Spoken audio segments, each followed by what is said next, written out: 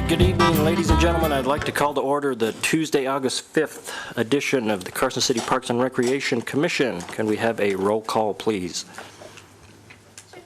Chairperson Lehman. Here. Vice Chairperson Long. Commissioner Adams. Here. Commissioner Coburn. Here. Commissioner Glenn. Here. Commissioner McKenna. Here.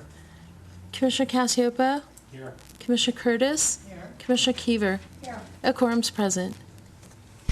Okay, great. I did receive a message from Vice Chair Long that he will be here but might be a little late, so he will probably be arriving shortly. At this point in time, are there any public comments that don't relate to our agenda? Yes. Come on up. I'm tired anyway. I'm here just to publicly. Okay, I'm here just to publicly thank the Parks Department and everybody involved, Roger, Scott, Vern. Vern doesn't have his balloon hat on, but for everything you guys did for us at the fair. There's no greater test of a staff than a fair. Just everything. I'm sure they're tired of seeing my phone number come up. Anyway, but they did an outstanding job, and A+ for you guys, and you're one of the best crews we've ever worked with. Well, thank you. From both Doyle and me. So thank you Ma'am, guys. could you state your name for the record? Oh, I'm Susan Taylor, Okay, and I was the thank fair manager. So anyway, I just want to say thank you. Thanks for coming up, and yeah, I made it to the fair twice, and yeah, seemed to have gone pretty well. Any other public comments at this point? Just a couple comments from staff. I would like to introduce our new attorney, Jennifer Mayhew. She's replacing Tina Russum. And Jennifer's been here for, what, maybe about a week? A week, yeah. About a week.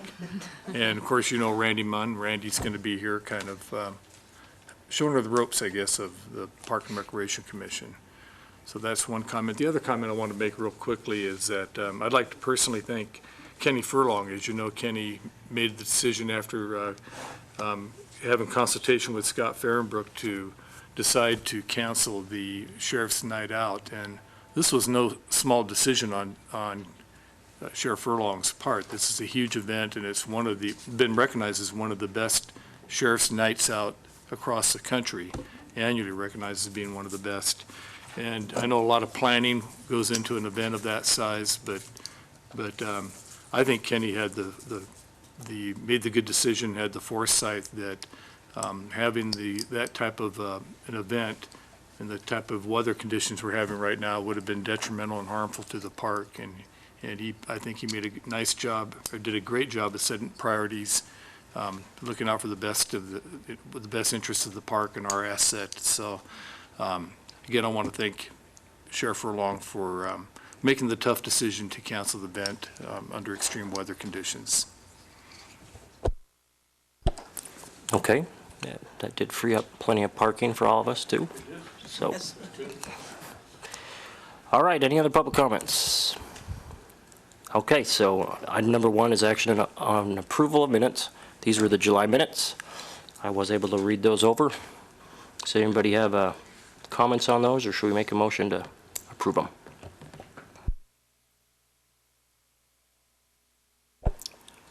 Was I here? I think it was. You were here. I would like to move the approval of the July minutes. Second. Okay, there's a motion and a second. All in favor, say aye. Aye. Any opposed? Okay, so we'll approve those. Number 2 is modifications to the agenda. I'm unaware of any modifications from the commission.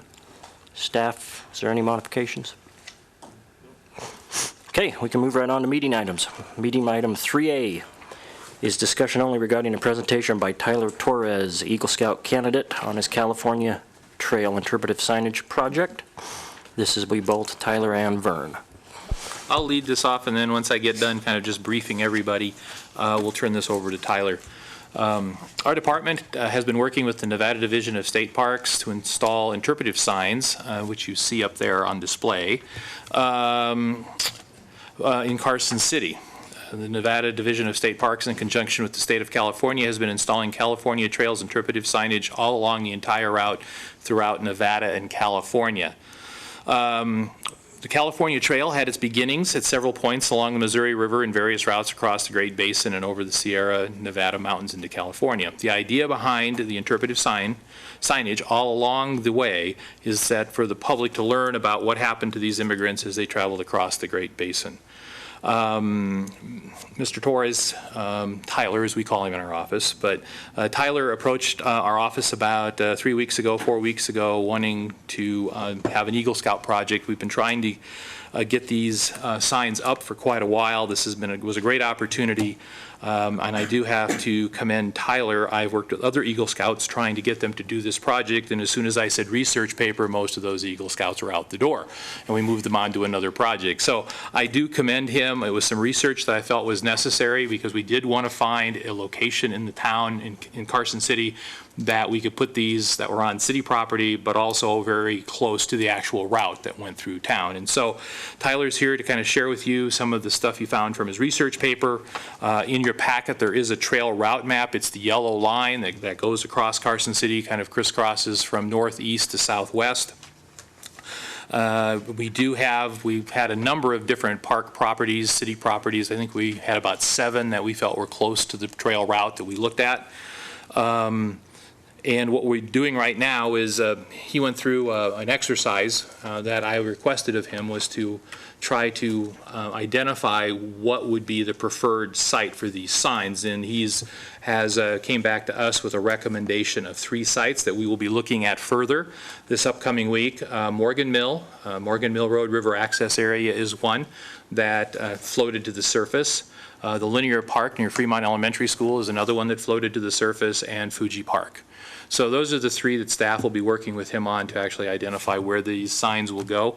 And having said all that, I just want you to just listen to Tyler as he talks about what the project's going to entail as we move along. Is there any questions for me at this particular point? Okay, Tyler, you're up. All right. Thank you, Mr. Khan.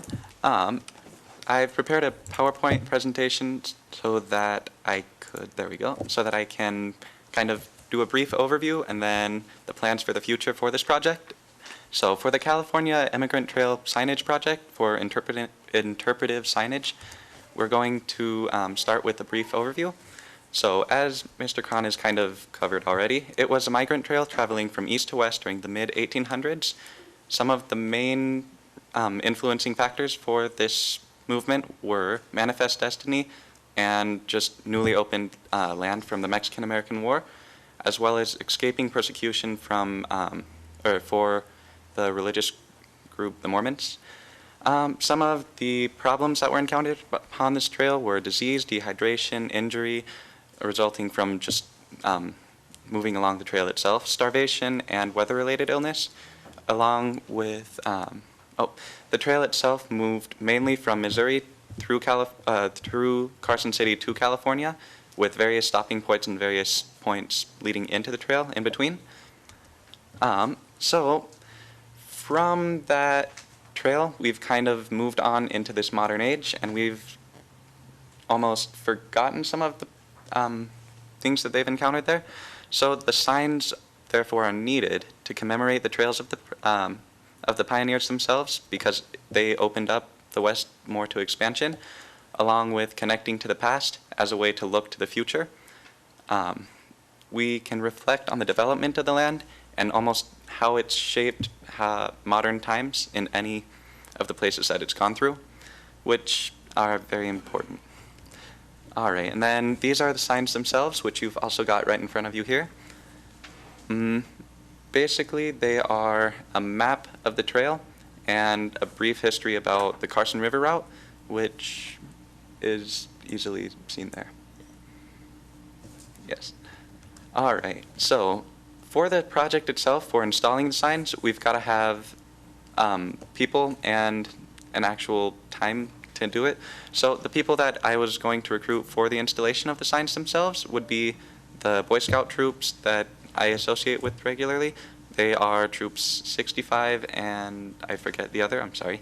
But they are a few troops around Carson City, along with In-N-Out associates who I've talked to the manager at In-N-Out, and he says that the associates there would be completely willing and often participate in events like this, community service and whatnot, then National Honor Society, as well as Future Business Leaders of America, Link Crew, just various clubs across Carson High School, and I could possibly involve Carson Middle School and Eagle Valley Middle School with the National Junior Honor Society, both of which participate in a lot of community service events as well.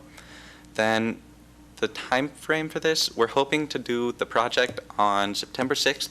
However, it could range anywhere from late August, late this month, to early September, hopefully no later than the 13th. So for the location of the route, we were actually trying, or not just the route, but the location of the site itself. We had to find the route, which took a little bit of research going through books at the Carson Library, along with associating with the Nevada Historical Society to try to find the exact route through Carson City. There's not a lot of information, but we are pretty sure that we found one of the best, one of the most traveled routes through the city. It goes basically from Dayton through the Eagle Valley, which is Carson City, and then through to the Mormon Station. And while we're still in the process of finding a specific spot for the site, we've limited it to about 3 places: Morgan Mill, Fremont, Fuji, and Morgan Mill, Fremont, and Fuji near the exhibit hall. All right. So the plan of it, we're going. I've got the trail itself. We're going to find the exact placement of the site. Then comes the fun part. We're going to acquire the materials that we need for the project, which should not be too difficult. But we have already started discussing where we're going to get them and how we're going to pay for them, along with a plan for the days to work and recruitment of members. After that, it comes down to the execution of the project, and then looking back and evaluating how it's gone, how we could have improved, and what we can do in the future. All right. Are there any questions? Okay, well, thanks for coming in. That's well done and well researched. What school do you go to? I go to Carson High School at the moment. What grade are you? I'm a senior. Senior at Carson High. Great. Well, good. Yeah, I think it's well put together. Are these the actual signs that are going to go up? Yes. Okay. Does anybody else have any questions? John. You mentioned Fremont on there. Yes. That's Fremont School. Oh, What when I say exactly? Fremont, I meant the linear park trail that goes by Fremont. However, Okay. it's most identifiable as Fremont. Okay, so you're going to have where do you think the trail went through current Carson City? Where would be a good spot? Like the Pony Express went through the Pony Express Pavilion. Mm-hmm. Where would this trail have gone through? Any idea? Oh, on the map inside of the packet, I've got a yellow line kind of drawn where the trail went. I've also done research in a few locations, one the Carson Library, just online research, and talking with the Nevada Historical Society, so that I could find exact longitudinal and latitude points that I could plot along the map, so that I could make a better exact route. John, there's a marker. It's in the form of a short piece of railroad rail that is located on a pedestal down at Morgan Mill Road River Access area. And that designates that the trail went, through that area alongside the river. Kind of paralleled the river, heading in kind of a southwesterly direction, as Tyler said, towards Genoa and Mormon Station. And so it went really right by Fuji Park. There's one area that kind of cuts across it must be like the northwest corner of Edmonds. And so it's just kind of a defined route that, one of the things about these trails is that there really wasn't just one trail. They kind of spread out and they explored different routes through there. But that's kind of the general route as you look through that map that Tyler provided for you in your packet.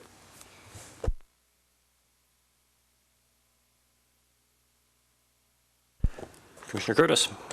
I'm going to test you on your historical knowledge. So basically, these people left from Missouri, and they traveled on what, and how long did it take them, say, to get to Carson City? Oh, so when they were traveling, they left Missouri and they were taking not just hand carts, but hand carts, wagons, some of them by foot, and they were traveling along not a specific route at first, but eventually they became more and more defined as a trail going through the Midwestern United States, all the way through from Missouri into Hangtown, which is current Placerville. The exact amount of time, it varied quite a bit, but in general, it wouldn't have taken more than about 2 years. It changed a lot. Other questions? Commissioner Cassiopo? Tyler, just, once a site's selected, how much time do you anticipate it's going to take to get the signs erected? Okay, so building the signs, or building the site itself should take no more than about 2 days, whereas actually getting them from the point of site selection to the point of erecting the signs, it should take about a month.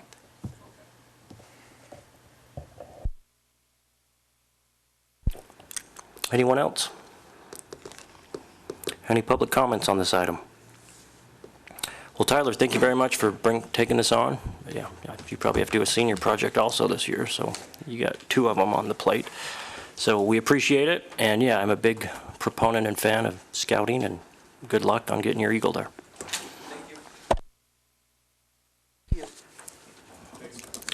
Okay, so we'll move on to item number 3B. This is a discussion only regarding the MAC project schedule. This is both Daniel Rotter and Roger. Sure. I would like to introduce Daniel, or Danny Rotter. He's fairly new to the Public Works Department, hasn't been here very long, but he's one of our he's our engineering manager for the Public Works Department. He'll be given a PowerPoint presentation, a rather brief one, that's going to give basically a timeline for the MAC project. He did this previously at the last Board of Supervisors meeting that covered all the projects that were listed as part of the 1/8 cent sales tax projects. And I think, as you know, I think I've updated you earlier that the Board of Supervisors recently renewed contracts with Miles Brothers Construction to be our CMAR consultant for the project, and then renewed also the contract with VCB Architecture to finish the design work on the project. So with that, I'll turn it over to Danny. Thanks, Roger. Been at the city now for 4 months, so getting right settled in. This is my first Parks and Recreation meeting, so good to see you all. You can see the first slide here. This was basically just snipped right out of the Board of Supervisors presentation where we went over all of the Refresh Carson City projects, but obviously we're talking about the multi-use athletic center here. So this is the current design concept of the MAC, Super MAC, Big MAC, Ultra MAC. This is the MAC moving forward. So you can see on the first floor there, 4 high school sized courts in the vertical direction. And you can see overlaid there in the horizontal direction of 2 college sized courts. And so that's the summary of the first floor there. And then the second floor having the running track around there.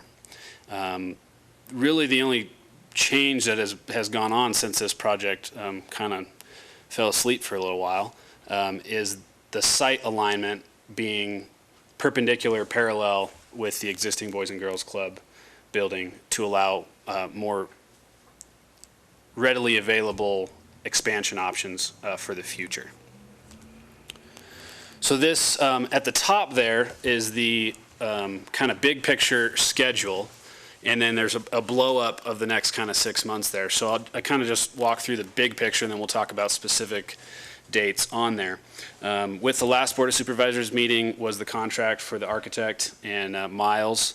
So they hit the ground running. They've really done a good job of getting going there.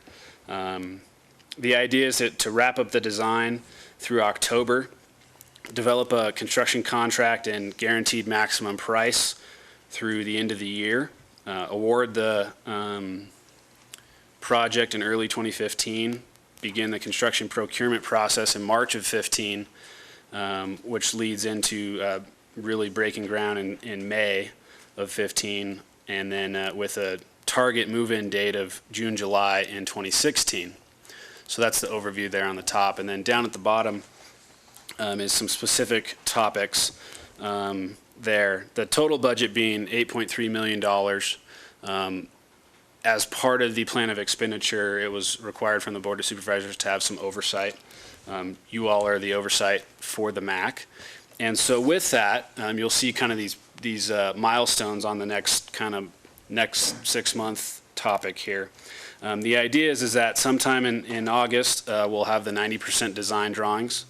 And then the idea is to come back in September, the meeting here, with a more detailed presentation than what we've had here to really dig into what the 90% design is.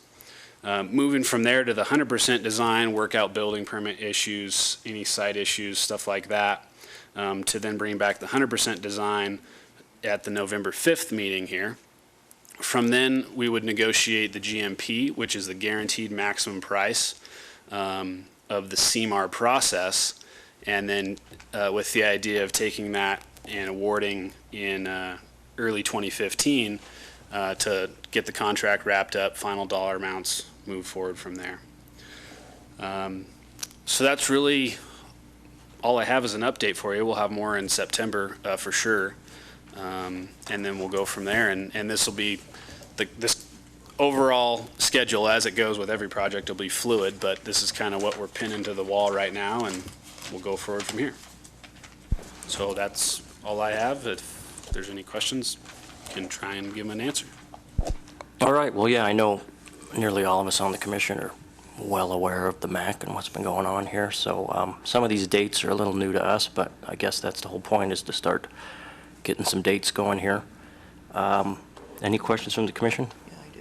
Commissioner Curtis. Thank you. Just make sure I understand. So when will we know what the cost is going to be? This is after the bids go out, I assume, and you get them back, and then you award the bid. When is that on the timeline there? So with this project, we're doing what's is different from a traditional design, bid, build process. This is called the construction manager at risk process. And so we've selected Miles Construction as the qualified contractor to build this project. Now, currently their project is for pre-construction services, where we bring them in, we analyze, they look at construction schedule and ways we can save money but not kill the project. Then what we do is we go through, they do a more detailed cost estimate, and then at the point we have 100% construction documents, we give them the package and we say, give us your guaranteed maximum price. Then at that point, they bring that back. We do some negotiations to see if that lines up, if we have to cut something out. But ideally, everybody's on the same page. We've got the design on the right track. They give us a guaranteed maximum price. We work out the details and get going. So does that answer your question? And that, if you look at the lower graph that he provided you, that is to take place in November.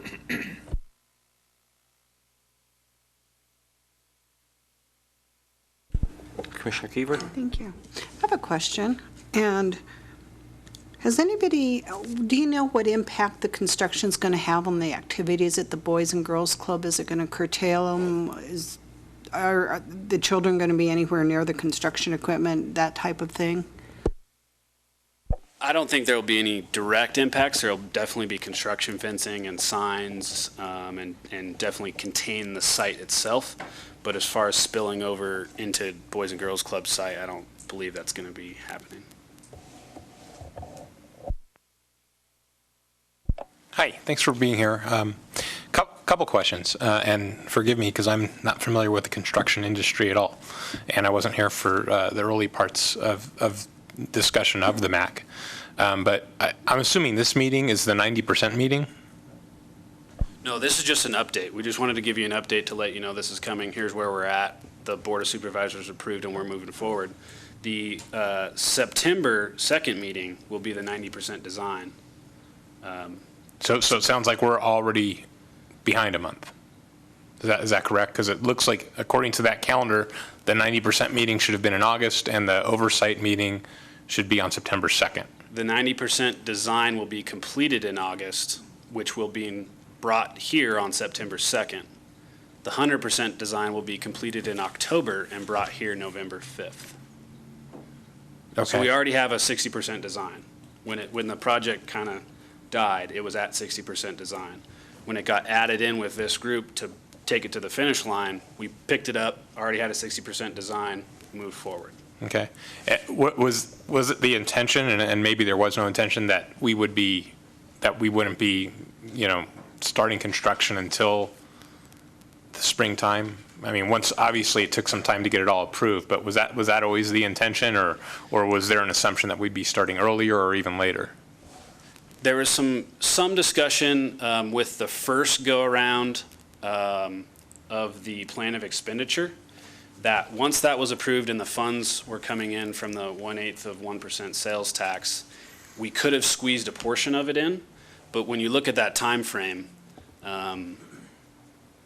there's where we're at today and getting there, instead of trying to push things through and then have a stop, be able to break ground in spring, get all the foundation and everything, all the concrete and stuff poured, and then as winter of 15-16 hits, be doing inside stuff instead of outside concrete, foundation, subgrade, stuff like that.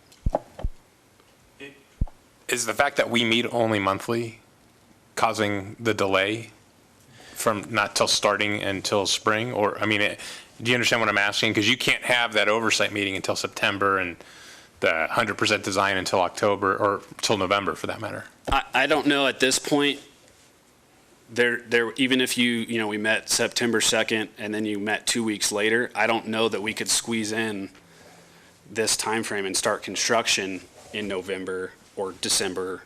There wouldn't be any point at that point. So then we'd push it to the spring, and maybe that May date becomes April, or the March date becomes February. There's some shift in there, but as far as pushing everything up to squeeze that in, I don't know that the monthly meeting really affects that. Okay, so that's essentially the most realistic schedule we should expect. And I guess the last one I have is the guaranteed maximum price. Is it safe to assume that that's going to be the price? I mean, it sounds like when you tell someone this is the guaranteed maximum price, if I'm a construction company and I'm told that, I'm going to make sure that that's what the price is.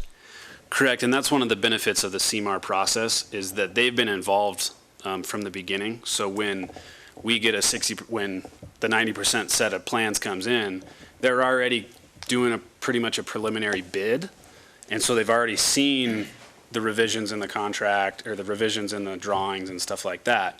And that's how the construction contract is set up, so that there is the guaranteed maximum price, and that because they have a certain understanding, because they've been there the whole time, that can be some stipulations depending on how we structure that for if you go into changes and go into the contingency, there's an added impact fee or something like that.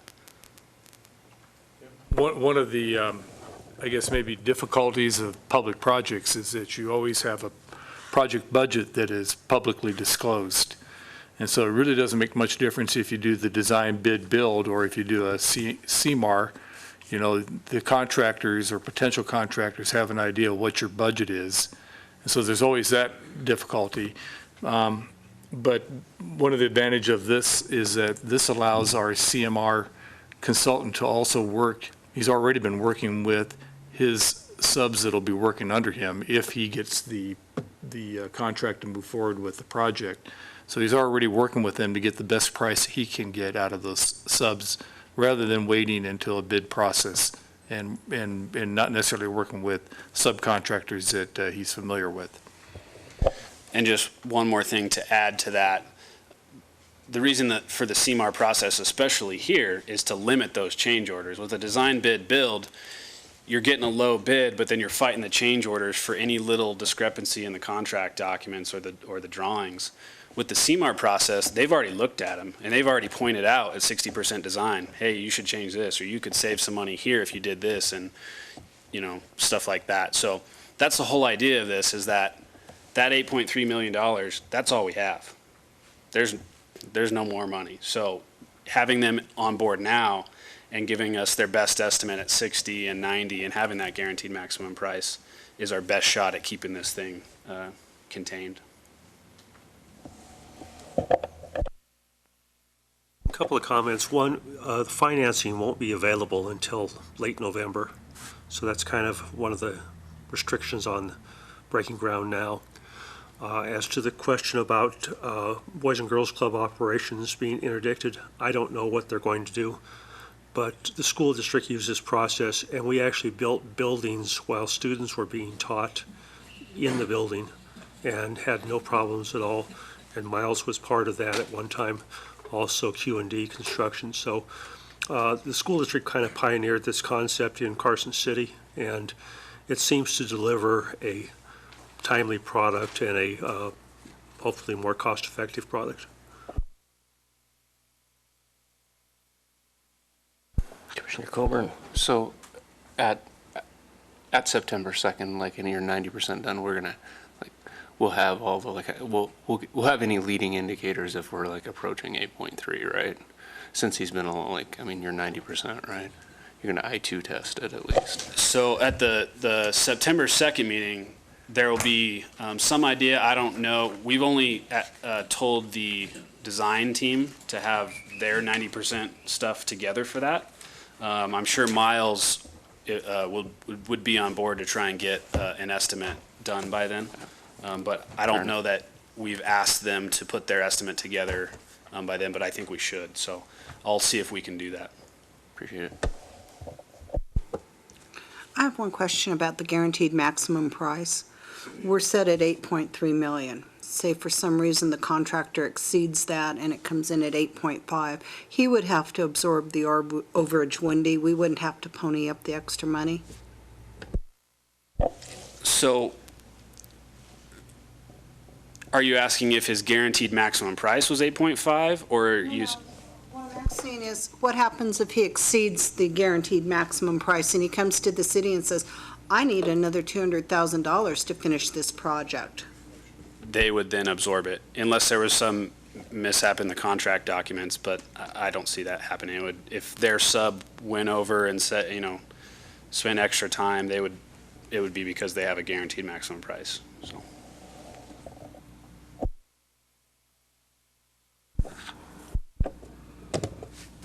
Just to add to that, before I ask my question, there's a contingency that's going to be built into it as well. Okay. So they're not going to, you know, so that if any money has to, you know, if something costs a little more, that's why a contingency is in place, so that it's a safety mechanism, if you will. It's not the cure-all, but there's a little buffer in there. So we wouldn't be surprised, oh, wait, we can't open the doors till we come up with this extra money. We've done, like John said, we've been involved with the school district, with the CMAR process several times since, I've been involved in it since 2000 on the design side and now on the school board side. And it's a good process. It really, the big advantage is the contractor, you could think of it as like a general, if you will. They're on board early on. So as you're designing things, they're checking it right as you're designing it. So the cost estimating and whatnot's happening as you go, as opposed to at the end trying to package it up, send it out, and then have them bid on it. So it's cleaner in that regard. If somebody designs part of a building and it's real expensive, there's a chance to re-engineer it, value engineer it, if you will, and maybe choose different materials in that design process, you know, before it goes out to bid. Daniel, my question, I'm sorry, did you want to say anything first? I was just going to note one more thing on that, just kind of for everybody else's knowledge of the CMAR process, is the contract with Miles currently is pre-construction services. And so if we get, and I don't see this happening, but if for some reason we got to November and Miles said it's going to cost you $8.9 million and that's just the way it's going to be, we could then go bid it. So I don't see that happening. I don't know that's never happened at the school district projects, but just a side note of as another checks and balances throughout the process. Could I just interject a quick question since we're still, I don't want you to take your time, but what if it costs less? In other words, we find because the economy, they're willing to, they found cheaper costs for materials, or is that even possible under this process? Yeah, it very well could be. I mean, the budget we've developed has been with their eyes on the plans at the 60% phase, so I don't see that being too much, but if they give us their guaranteed maximum price and they're under that, they take the benefit. But if they give us a guaranteed maximum price that's $7.9 million, then the remainder of that, I'm guessing, would go to fund other projects in the plan of expenditure. And I think I've given you this really simple analogy before, but think of this CMAR process as kind of a team concept. And one of the nice things about the concept is that because the CMAR consultant is working so closely with the owner, which is the city, and the designer, it's more, their involvement's more organic into the process. And so in your typical design, bid, and build, you typically have three different interests in the project. You have the owner, of course, who wants to get the cheapest price possible and the best job possible, and you have the architect who's looking out for his interest, and then you have the contractor who's trying to get as much money potentially out of the project as he can get. So you have some tension there. You have sort of a triangle there with tension going back and forth between the three parties. The CMAR project is an attempt to try to alleviate and try to reduce that tension and make it more truly of a team effort.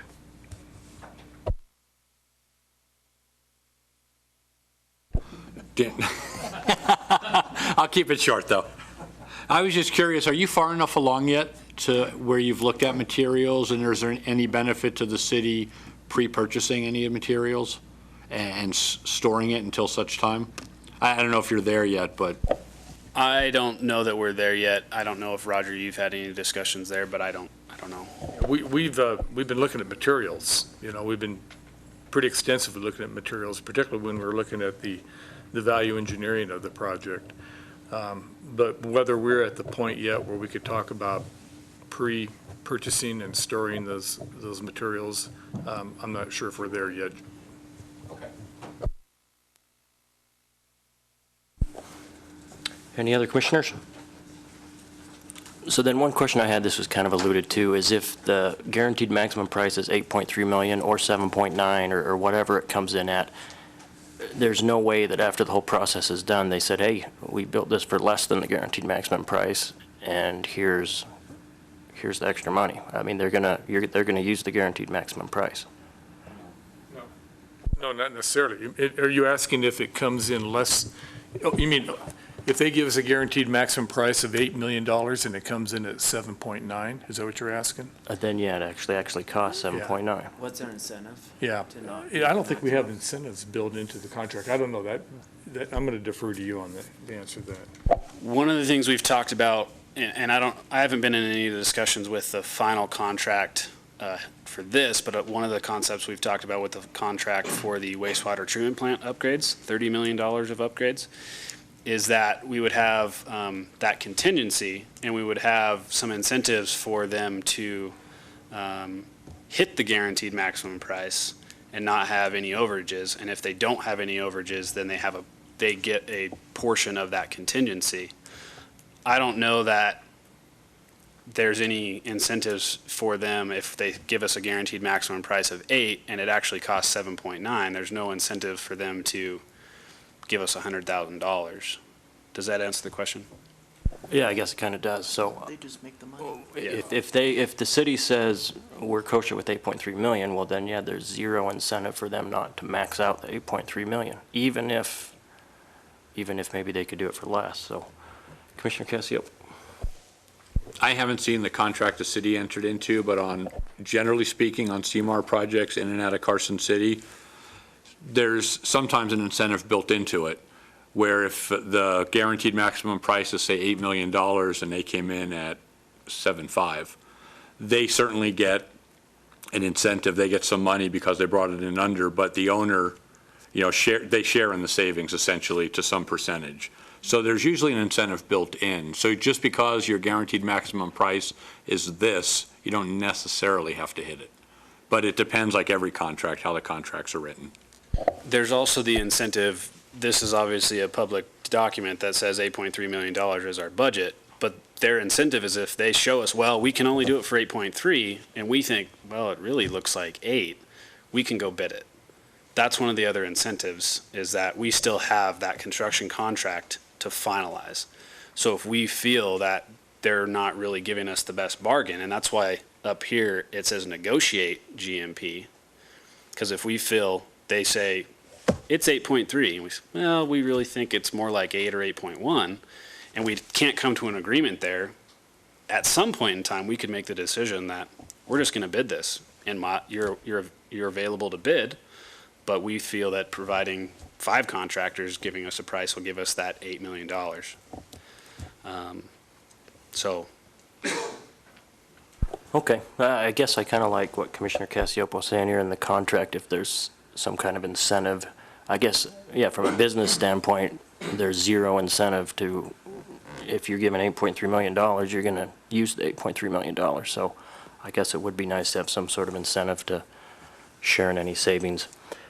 Commissioner McKenna. That leads to the question, since this committee is the oversight committee for this, what's their involvement in the contract? What's their involvement in the specifications? What's their involvement? If we're oversight, are we the ones making decisions, or are we just giving opinions, or what's happening? I don't know that that was clearly directed at the Board of Supervisors meetings. I think it's always been have public involvement and have oversight, but how that shakes out in the mix, I don't know that that's been resolved. So I would say, as far as Public Works is concerned and getting these now capital projects done, we've taken the stance that this oversight and public involvement is to involve the public and take into account those items and take direction, but not have the final say, having the Board of Supervisors have the final say. And I think that's right on the money. And I think the other part of it is that, remember, you're an advisory board to the Board of Supervisors too. So if, for instance, let's use one of the scenarios. If they say it's going to be 8.3 and our staff feels it's closer to 8.0, and, you know, rather than using an incentive, it's more of a stick, and we say we can't come to an agreement and we think we should put this out for bid, we're hoping that you would be involved in that decision to make, and make that recommendation to the Board of Supervisors as well. So that's part of your oversight. Plus providing a public forum for the community so they're aware of what is going on with the project.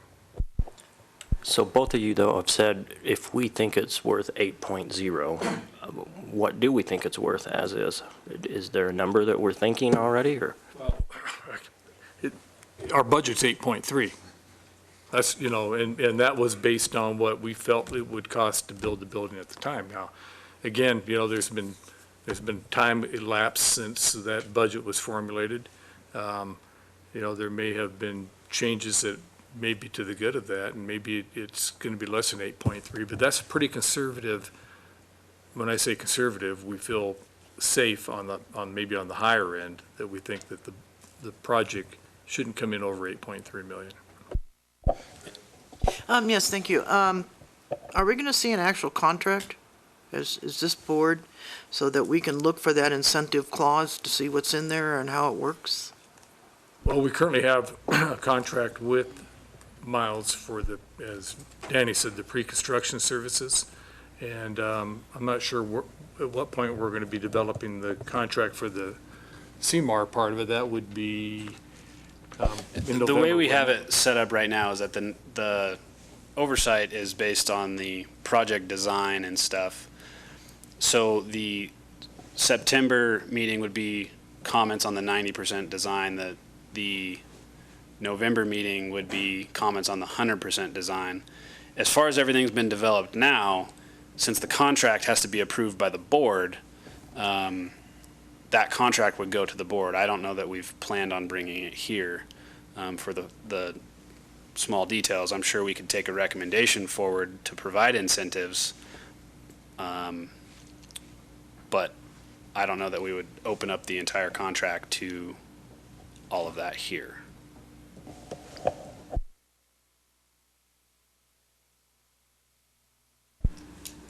Anyone else? Okay, well then I guess the one suggestion at this point would be to try to incorporate those incentives into there. Any public comments on this one? All right, that was discussion only, so we can move I on. just want to say that maybe, yeah, when you come back in September, you know, because this is left a little nebulous, I think, could you bring us some language regarding, you know, what would be typically what you were talking about in terms of incentives? So we could say, okay, Board of Supervisors, we're okay with it, but we want to see this in the contract? I think what I'm feeling from everybody here is that what we can do is bring our concepts of incentives here, and maybe not a full 12-page contract, but here's our 90% design, here's our 90% estimate, hopefully, and here's what we're thinking moving forward with the incentives in the contract. Is there a reason why you wouldn't want to disclose the contract? Like, just give us a copy of it? I think probably the main reason is Danny mentioned it, it could be a very large document. It could be 12 pages or so of a contract that I'm not so sure that you would really want to weigh into. It's going to go to the board, but I think if you look at the general concepts of the contract, you know, as you mentioned, you know, what would the fee be? What, you know, what would the services be provided? And again, are there opportunities to build in incentives? I think that is probably, you know, really more what you'd want to be taking a look at. Okay. I see it also, a scanned in PDF of 12 pages or 100 pages is pretty cheap. So I wouldn't mind it just being included. So can we request that at this time? Just have it scanned in. We can look over it as much as detail as we'd like. I don't know. If we have oversight. It's public, it's going to be a public document, you know, so. We won't have one at the September meeting, No. for sure, but we can talk about that at whatever form we have it. Because at that point, at the 100% design, we might have a draft, but throughout the end of the year, we're going to be negotiating that whole thing, so, and then go to the board with it. So if we have a draft, I think maybe we could bring one, but I'll have a better answer for that at the September meeting. Sure, no, I just see it. A lot of the questions are coming from, I think, us not really understanding what fully goes on. So if it's something we can review, maybe it would answer some of those questions. And then also to provide transparency, which I think is good. Yeah, and I think some of the questions are really maybe lack of understanding really what is meant by oversight. And I think maybe as Danny said, that maybe hasn't been as clearly defined, even in our discussions with the board, as to what that really entails. So maybe we need to get more clarification on that as well. One thing I ask for is that we may not be the decision maker on things like finishes and, I don't know, light fixtures, et cetera. But I'd like to know that at least get briefed on the thought process that went in going down one tangent versus the other. For example, with school district, when we went into these things, the board would get, we have a savings here, and we can use that savings to make the lights more efficient, or we can change the length of time the paint's going to last. And the board would weigh in that we thought the energy efficiency of the lights was more important than the length of time the paint was going to last. Now, whether or not it happened, I don't know, but we'd like to get our opinions on finishes, wood floor versus laminate floor, and just explain to us why you're doing what you're doing. We'll be sure to include a little bit more of a briefing that goes with the 90% design, so when you review it and look at it, you'll have a little bit more of that understanding. All right, any further public comments? All right, thank you very much. I think we can move on now to item 3C, which is a possible action item to identify issues and our topics in Chapter 6, Parks Facilities of the Parks and Recreation Master Plan, for consideration of future amendments to the plan. And it looks like this is all three, Vern, Scott, and Roger. Yep, we're gonna have all three of us up here this evening. Mr. Chairman, as you indicated, that we are going to be tackling Chapter 6 tonight with the commission. Chapter 6 is talking about facilities. Sure. And one of the things in this process is that when you talk about facilities, we're not only talking about outdoor facilities in this chapter, but you also have the opportunity to talk about the theater, the community center, and the aquatic facility. Now, what we're doing tonight to make this meeting a little bit shorter and hopefully the September meeting a little bit shorter is we're breaking Chapter 6 into two parts.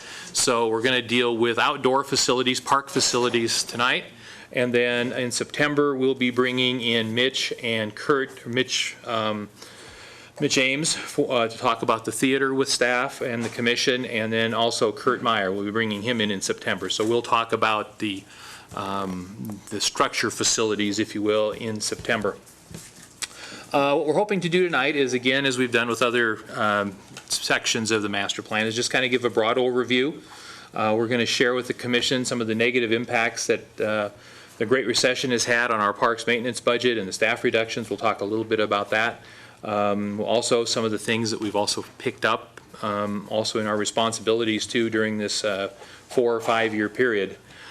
So just in getting started this evening, when the Parks and Recreation Master Plan was developed in 2005 and approved by the Board of Supervisors in April of 2006, the plan was anticipating significant growth within the community and the need to provide additional park facilities to accommodate that growth. The Great Recession hit and the Parks Division had significant staffing and budget reductions for the city's 2007-08 fiscal year. As a result of these staffing and budget cuts, the city's Park Division lost 3 full-time and 13 seasonal workers. With these staffing reductions and corresponding budget loss, the Parks Division has had to reduce its level of service throughout the park system. Unfortunately, all these staffing reductions within the Parks Division has never been replaced over the past 8 fiscal years. So Scott has been nursing things along as best he can for the past 8 years. So anyway, that's kind of what has happened in retrospect. We've talked about the demographics about the community, how there was a lot of discussion about the community growing. The demographics, as you know, because of the Great Recession, really hasn't given us much of a jump in population. We're still sitting about where we were at the beginning of it, about 56,000 people in the community. So when we start talking about levels of service, and that's really that's some of the stuff we'll talk about this evening, there was an anticipation that our level of service within not only the maintenance, but also within the facilities that we were going to provide to the community was going to go up. So unfortunately, that hasn't happened, although we will talk a little bit about this in more detail as we get into this. We'll just start. So let's just do that. Instead of telling you what I'm going to tell you, let's just start.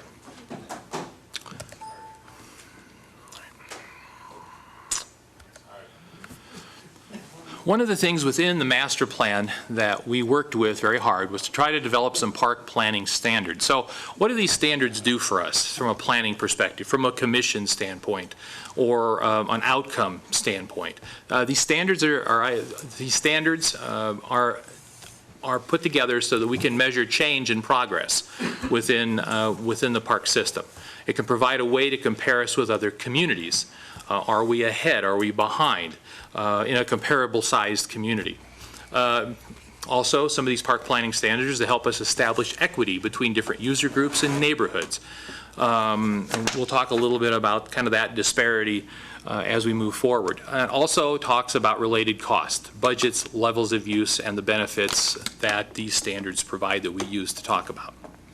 Now, the way we've set this up from a staff's perspective is I'm going to go through this, and then Roger and Scott will chime in as we go along. If they think I've covered it well, they'll say nothing. If they think that I've missed something, they'll jump in. So that's how we're going to work it this evening. So they're not butting in, they're just adding their insights as we move along. The commission knows this, but I wanted to cover for the public at home the different park types that we have in this community. We have neighborhood parks, we have community parks, we have sports complexes, we have regional parks, and we have natural parks. Currently, right now, we are at about 700 acres of developed parkland, which gives us about 13 acres per 1,000 residents in the community. And that's what, when you start talking about a level of service, that's kind of the relationship that we'll see with numbers as we move through this as we go along. In the master plan, the levels of service are identified in 4 categories. The neighborhood park category, the regional and community park category, sports and special category, and then natural and linear park categories. So we'll be looking at that as we move forward, and those are how it's broken down and how it's identified in the master plan. So simply, what is level of service? The level of service is a ratio between the acres, like we were talking about in the previous slide, to the population served, which is, in the case of the last slide, we're talking about 13 acres of developed park property against the population of 1,000 people. This provides a way to calculate the amount of land to support a given population. Okay, one of the other things we talk about when we talk about level of service, we talk about standards that are means by which an agency can express goals, objectives, in quantifiable terms that can be translated into programs and budgets. And we'll see that specifically with the neighborhood parks as we move forward. We've had some progress in that area, and we can talk about that shortly. And each community is unique. That's one of the things I think we want to be careful with when we look at these levels of service. The level of service for New York may be completely different than the level of service we want to provide here in our community. So keep that in mind. Each community, even of communities of equal population base, they may have a different focus than we do in relationship to these 4 categories that we're talking about. So each community is a little bit different, and we need to think as a community what these standards should be.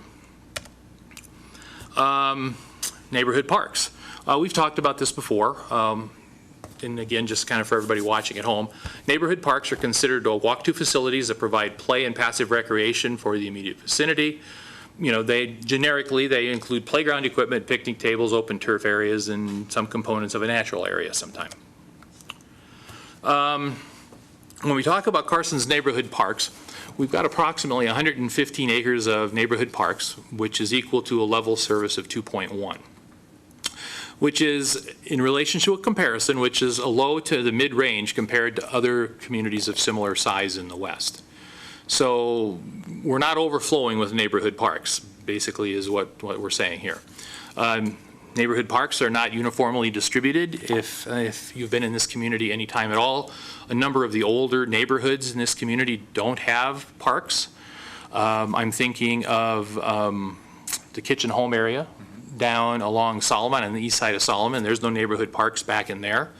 My neighborhood off of Fairview doesn't have any neighborhood parks, no place you can go with a playground or a kid. So some of the older subdivisions, and that just had to do with the planning process a number of years ago, you could come in and you could parcel off small chunks of a land development and not have to be required to make any improvements. Whereas now, if you're talking about a larger subdivision, some of you may remember like Northridge subdivision at Northridge. Were you around, Chuck, when we did that? Were you and Donna around when we did that? Right after. So anyway, like for example, with Northridge subdivision up there, there's a number of parks. And so as the subdivision came through the development process, we were able to get certain parks. We were able to get the Lone Mountain Park, Steinheimer Park, Blackwell's Pond Park, so the Fullstone Family Park. We were able to get those as a part of the development process. What currently is on the burner here for the city as far as new subdivisions go, the Schultz Ranch subdivision, and some of you were here when that came through the last time in 2005. I think it was six? Yeah. When it came through in 2006. And so we're looking at park development down there related to a 5-acre neighborhood park, some detention basin parks, a trail system, those kind of things that you'll get to see here shortly.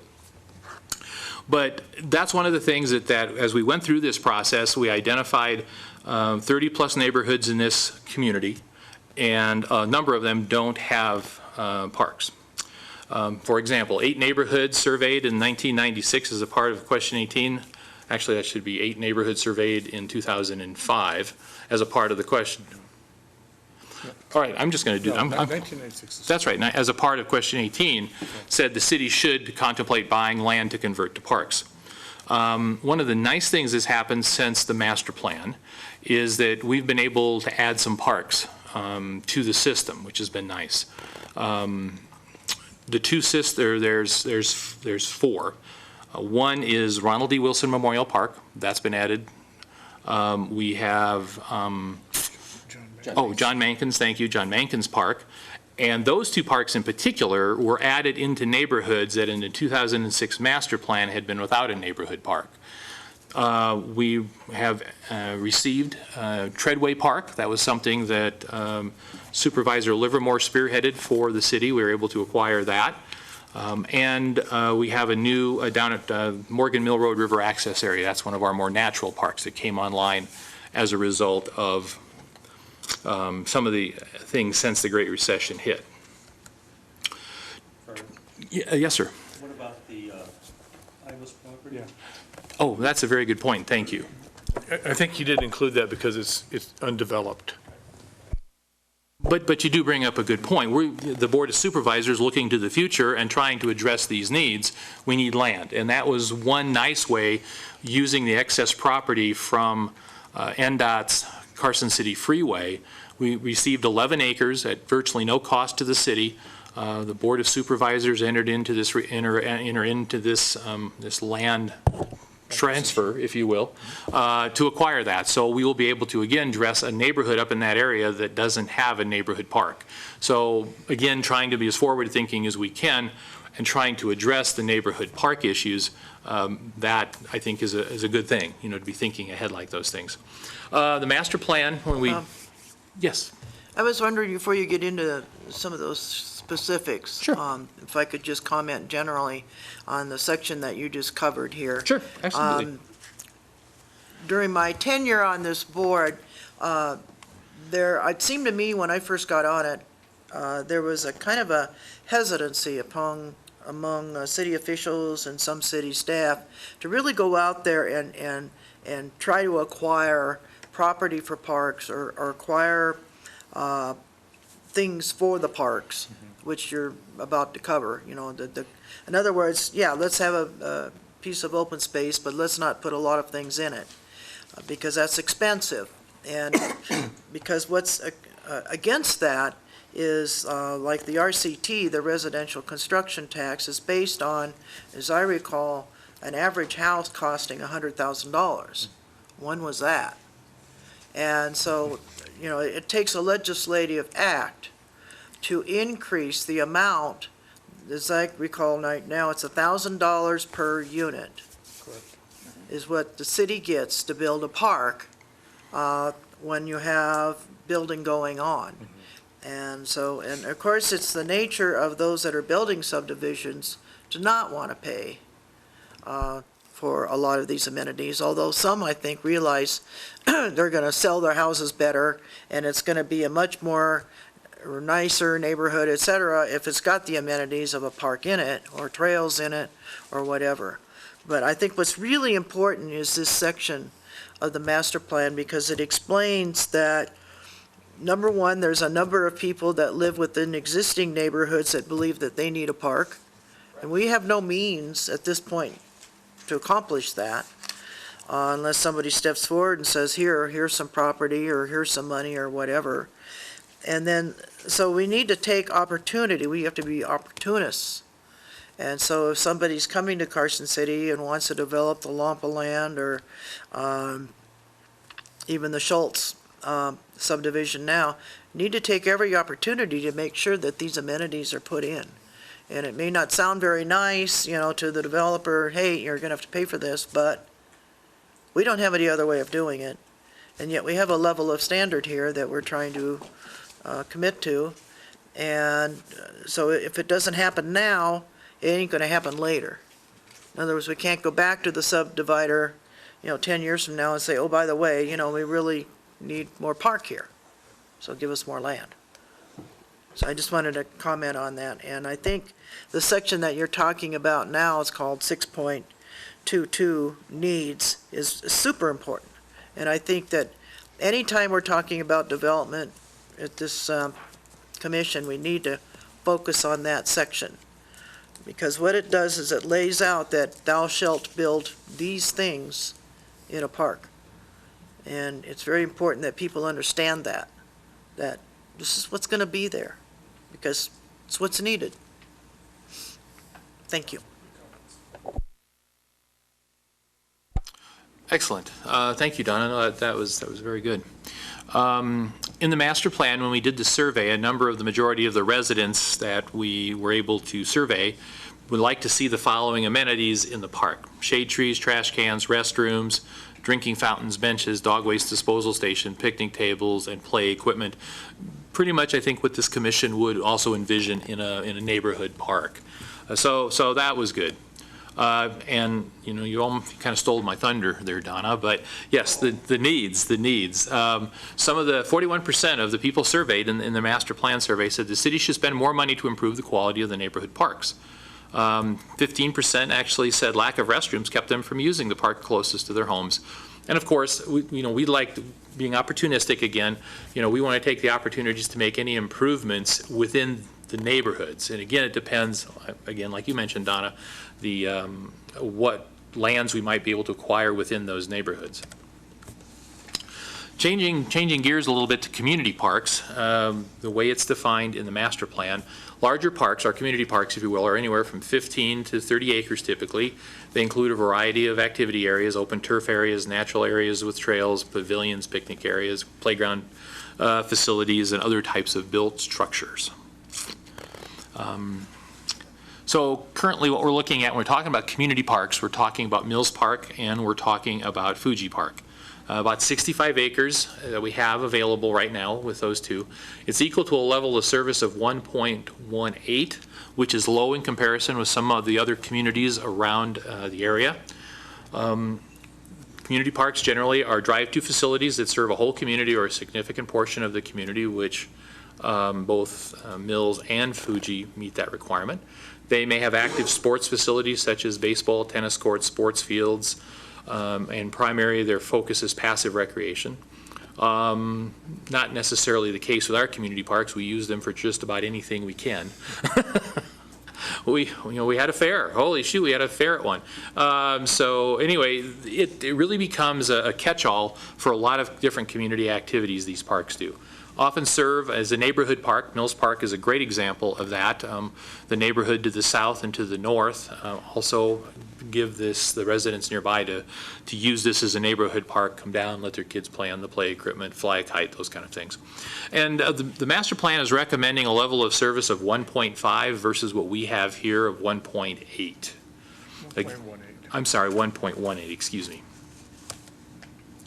As I mentioned, we have two parks. 40% of those surveyed say the use of Mills Park is more often than any other park, which definitely Scott could attest to that. Mills Park, we continually say we love it to death, and we do.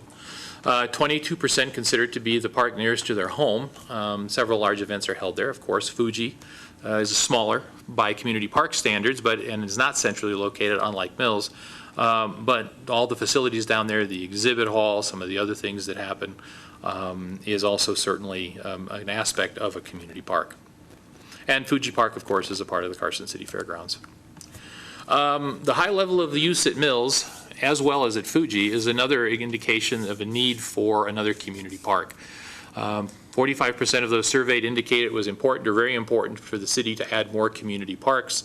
One or more community parks would help alleviate the pressure on both Mills and Fuji.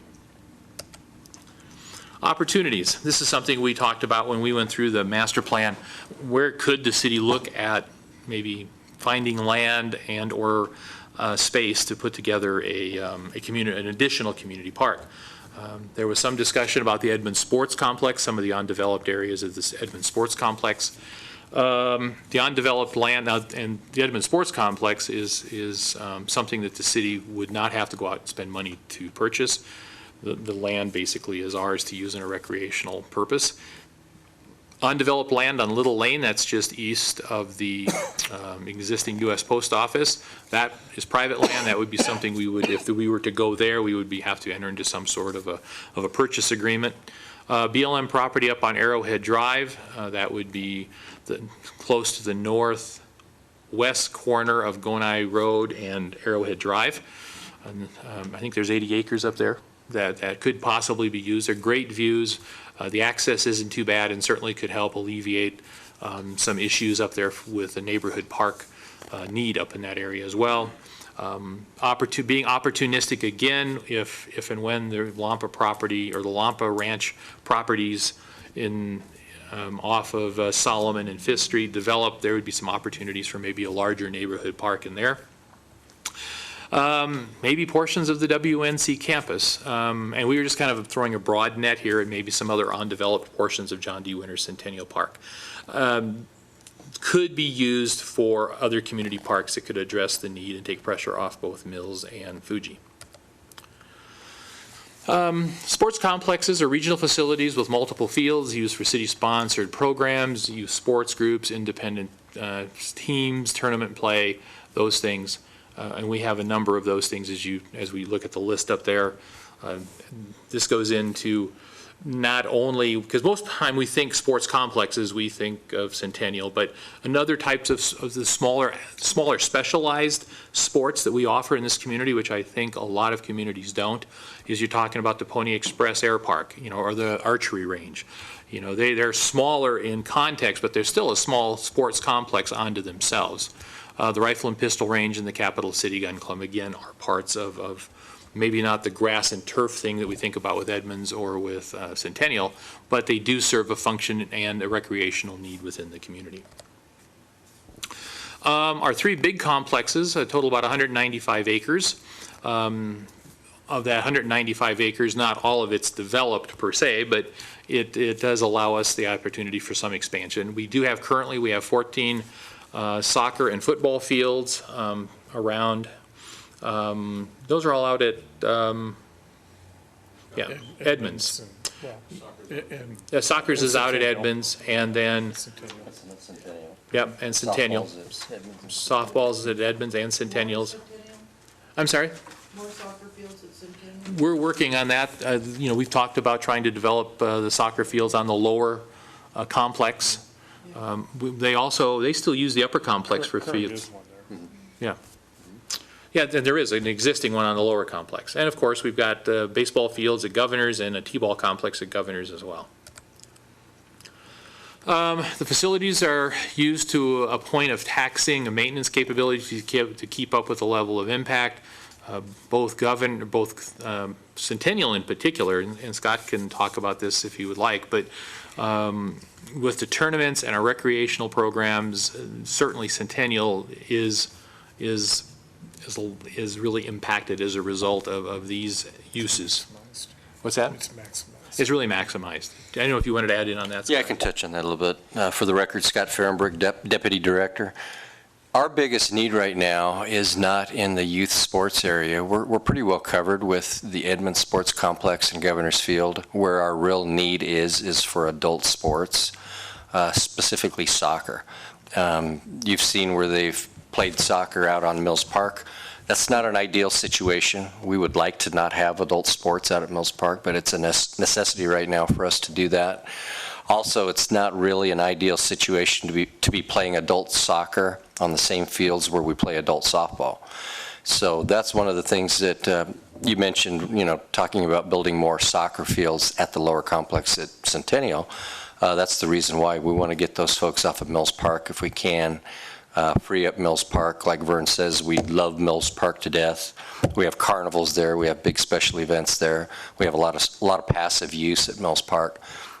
We would like to return that to a community park and get these sports back in our complexes. So that's our goal, and hopefully we can address that in the near future. If I could add to that too, although maybe not quite as acute of a need as we have for adult soccer space, but we're also seeing impacts on Centennial, John D. Winter Centennial Park in the softball complex too. Tournaments are becoming bigger and more frequent, and it's starting to interfere with some of our league play. And so, for instance, we have to split our league season in half to accommodate tournaments. So what we've seen in the last, what we've seen this year is an increase in the number of softball leagues, which is kind of reversing the trend. We've had a reduction in softball leagues for a while, so there's going to be, if that trend continues, there's going to be a need to be looking at probably some additional softball fields to accommodate probably league and tournament play. I think we've reached section here in the master plan implementation strategy 6.4.4 on page 6.12, where it's okay, so it's time to think about doing something about this. For example, are we going to hang on to the property, what's that property? Sorry. The ones that we keep calling for a community park, the BLM property on Arrowhead Drive. I mean, is that something that we can still refer to as even possible? Yeah, I think, and as we mentioned in an earlier slide, that's still an area that has potential for not only a community park, but maybe also a sports complex as well. Well, then, yeah, my suggestion is that we take a close look at these implementation strategies. It requires a detailed feasibility analysis. For example, is it going to help if you're using more artificial turf? Or are you going to have to let some of these fields lie for a season or two before you can use them again? How does that interfere with the need now that, especially when you're adding tournaments, et cetera? Here's another: do a detailed analysis, potential development of playfields at the Arrowhead Drive. So are we going to do these things? I can address some of that. Well, as everybody knows, the biggest challenge is going to be coming up with the capital funds to actually make this a reality. Right. Not only with sports complexes, but with the neighborhood parks. You know, you had mentioned about the building more neighborhood parks. As we know, you look at all the neighborhood parks that we've built in the last 10 years, with the exception of Ronald D. Wilson Memorial Park, they've all been built through housing, through developments. We would reimburse the developer with residential construction tax money. They would go out and build the park to our standards, and that's what drives that. It's probably, realistically, unless we can float some kind of a bond or something like that, that's going to be another reality. Development in some area is going to drive the funding that we can get for a sports complex. To answer your question about, once you do make that a reality and you actually go forward and build it, you can go ahead and build it, and it takes 2 growing seasons for it to get prepared to where you can actually play on it. Let's just say if you build it and you plant the grass in the spring, you have to have a spring and a summer season, or a summer-fall season. It takes two of the 3 growing seasons within that window to actually get it ready for play. If you choose to go with artificial turf, which I know is the rage right now, you got to plug in capital costs, because every 10 to 12 years you're going to have to replace all that. You don't have to replace turf other than maintaining it and overseeding it, but with artificial turf, you have to gut it out and you have to replace the entire thing after 10, 12 years. The other issue that we need to look at with artificial turf is, do we need a place where we can dump our reclaimed water? We cannot do that with artificial turf. We can do that with natural turf. So there's a lot of issues there, that we need to evaluate before we go forward with anything like that. But the key, obviously, is funding. So.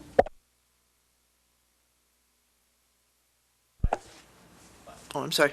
Then it goes on to say, evaluate the potential increased use of fields as an economic development activity for the city. So you do a detailed feasibility analysis of the cost of additional sports fields and tournament support, and to benefit of additional expenditures at local businesses and the resulting sales tax proceeds to the city. Work with the Convention and Visitors Bureau, share the proceeds of room tax. I know that there's been, they're working a lot closer with the Convention and Visitors Bureau now than we did at that time when we were writing these things. But the question is how do we move on? We actually, Roger and I were just talking the other day, it looks, a little rosy in the sky in terms of, additional sales tax receipts coming in, et cetera. So where do we start with all of these needs in terms of, let's say we get a little additional cash in? Or should we be looking more for businesses to help us so that we don't, we can have tournaments and league play? And the only way we're going to have that is more fields.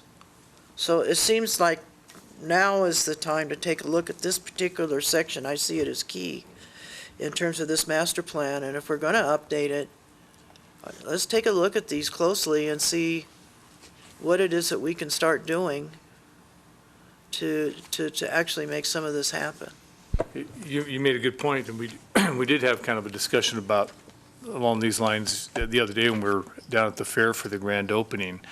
And I think we're at that point where we can start now looking at those analysis. And the reason I say that is once the MAC is built, that'll be the very last project that was on that original list of question 18 projects. And so we've kind of completed that commitment. Now we need to start looking forward beyond that. Of course, as Scott said, the key is going to be, we can do all the analysis in the world, but if we don't have funding, we don't have funding. But what I anticipate as we finish up the MAC project is that staff and the commission is going to start looking at our priorities and start prioritizing what we need to be looking at for the future. And in order to do that, we're going to have to perform those type of analysis. But the other issue we have is that, as Vern keeps referring to as the Great Recession, that really hit us starting in about 2007, clobbered us again in about 2009, is that not only do we have a need for capital improvements in the amount of parks, sport complexes, and other facilities we need, during that period of time, we have deferred maintenance on our existing facilities for so long that we've got a lot of catch-up just to do in catching up with that deferred maintenance. And so that's going to be another priority that I think the commission is going to have to be ready to face and work with the staff on. How do we, where do we set the priority? Is the priority going to be more important to take whatever additional funds that we have with additional increases in sales tax revenue towards taking care of these deferred maintenance needs, or is it going to be to put back into or to invest into new facilities? And that's going to be an interesting conversation that we're going to be having here, I think, probably within about a year to start looking at that. Well, we've moved on to implementation strategies. So I know Donna kind of hit some of these along the way, but just quickly, some of the implementation strategies in Chapter 6 related to neighborhood parks is to look at a level of service methodology for the Parks and Recreation Department and its planning. As we've talked earlier, require new developments to provide furnished neighborhood parks. As Scott indicated also, that happened with Silver Oak, and that tends to be a majority of way we do get our neighborhood parks is through development. Naturalistic and basic amenities should be in these neighborhood parks. We want to seek equity for neighborhoods where there's no land to create neighborhood parks, so we need to look at that. Increase neighborhood recognition by park naming. Some of the strategies for community parks, we talked about that, multiple lands, Arrowhead Drive as being possibly one of them, maybe some areas of Edmonds, and we talked a little earlier about other sites around town we could look at. For our sports complexes, we briefly talked about that here too. I do a study for artificial turf. Scott kind of shared with you the pros and cons of that, a particular direction that we might go. Donna, you talked about doing the analysis at the play fields of Arrowhead, and then one of the things that, and I'm not sure, it's in the master plan, it's explore WNC for the potential of joint fields and development on and off campus. That kind of has slowed some related to kind of what's happening up at the community college, but again, it's a potential partnership that I think could certainly be, as times pick up and things maybe get better, is to relook at that again. It's in their master plan too, Yeah. so. So, and we're hopeful that things will go well for them in the legislative session next coming up. Again, some of the ideas for our sports complexes, some implementation strategies. We've talked about increasing the use of field for economic and tourism, heads in beds. And the commission has heard Joel talk about that a number of different times, but there are trade-offs that come with that.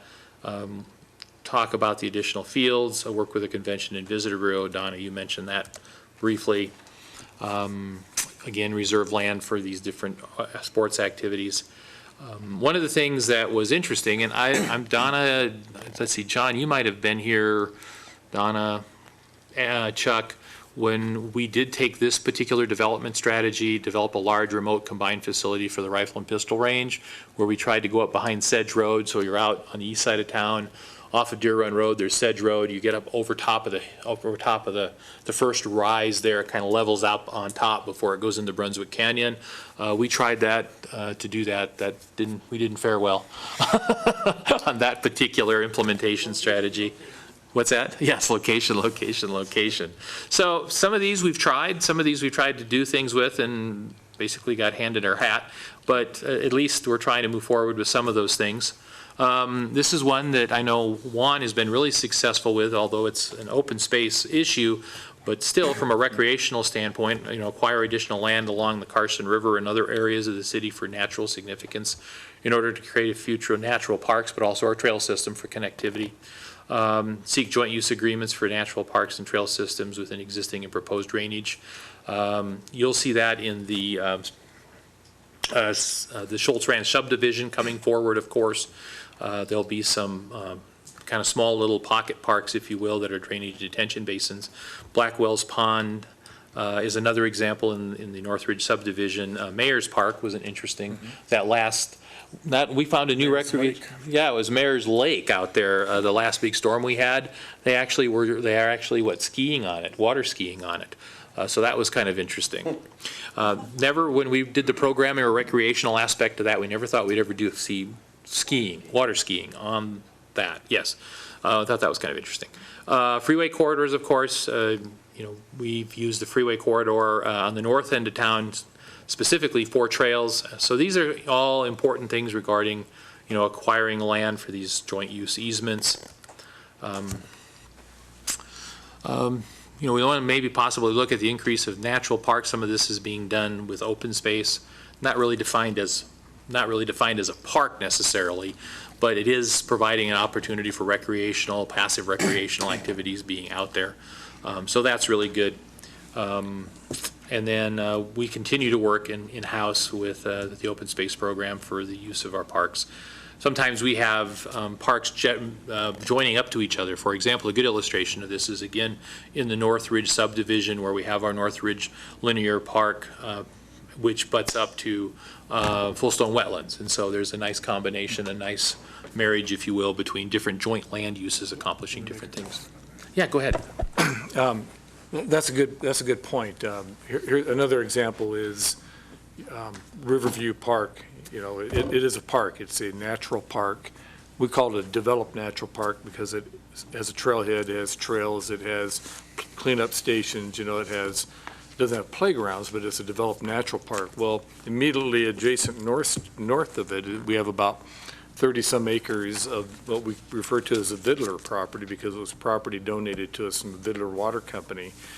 That's actually open space, but the casual visitor of the park doesn't see the distinction. They don't understand that when they walk past that one fence line, now they're no longer in Riverview Park, but they're actually in Vidler open space. So the only reason I bring that up is as we look at this master plan, it's kind of easy to think we're really kind of behind because our ratios don't show our level of service that we have as much parkland as some of the other comparably sized cities, even in the western United States. But keep in mind, we're one of the few cities our size that have an open space program like we have. And we're about to have 7,000 acres of open space property. That's not even figured into the level of service. and almost all of that open space property is available for passive recreation. So that meets the needs of some of these natural parks, and even, you know, to some degree, even community parks and neighborhood parks, because they're so close to our community. So then you expand out a little bit further, and Carson City, just like all of Nevada, is surrounded by public federal lands, BLM and BLM on the east, and primarily Forest Service on the west. And so that property again receives a lot of recreation, anything from, you know, hiking to off-road vehicles, equestrian use, and that type of thing. So none of that is factored into this level of services. Cities in, you know, just east of here, even in Colorado, there's not nearly as much public land as there is in Nevada. And so when you think about levels of service, just keep those facts in mind, that it's not as dire as it actually looks. You know, we have a lot of recreation property out here that's available to our public that's not counted as part of this level of service. So with that, that pretty much ends the staff's overview of Chapter 6, outdoor facilities, our park facilities. So if the commission has any other thoughts or comments, as we indicate in the staff report, there is the opportunity for the commission to identify issues or topics related to this particular chapter of the master plan for future amendments. Also, the commission can also not identify anything as well. So you have the option, and if there's questions, we'd be glad to answer them related to what we went over this evening. Roger, Scott, and I would be glad to do that. Commissioner Long. What's going on with the Empire Ranch? I know that's kind of stuck in between, but I know probably at the time that this was written, obviously, that wasn't a possibility for a park, but also it's a good place to get rid of some of that extra water if we need to as well, right? I guess Empire Ranch, and it may be, maybe our supervisor here at the end of the row here probably has more information than I have on this, but that's kind of in a state of limbo. There has been a private party that has paid the delinquent taxes on the property, and has also, I think, purchased a portion of the partnership of the golf course. So we don't know really what the status of it is. It going to stay in private ownership, or is it going to, you know, end up in some other type of ownership? So that's kind of the state of flux, I guess, Brett, more than anything else right now. Pretty much what I read in the paper, that Empire Ranch is private property. It's owned, or there's financial dealings going on among parties, and it's private property. City has no, as far as I know, the city has no interest in it except for its contractual rights to deal with treated effluent. Now, I don't know what the treated effluent situation is this week, but prior weeks we've been adding potable water to the treated effluent so we can maintain hopefully adequate deliveries of treated effluent to the various users, especially the golf courses, to keep the golf courses green, because of the houses, the unconnected private property owners that have purchased houses near golf courses. I know that Eagle Valley has cut back substantially on its use of treated effluent and has brown areas, but they don't seem to impact the golf. There have been some problems with treated effluent, but I'm like you, I haven't seen anything in the paper about it, so I don't know that there's anything going on with Empire Ranch. You know, yeah, I read the paper here and there too, and interestingly, the big reason to keep Empire Ranch is to put the effluent there, but apparently there's not enough effluent to go around anyway, so you wonder.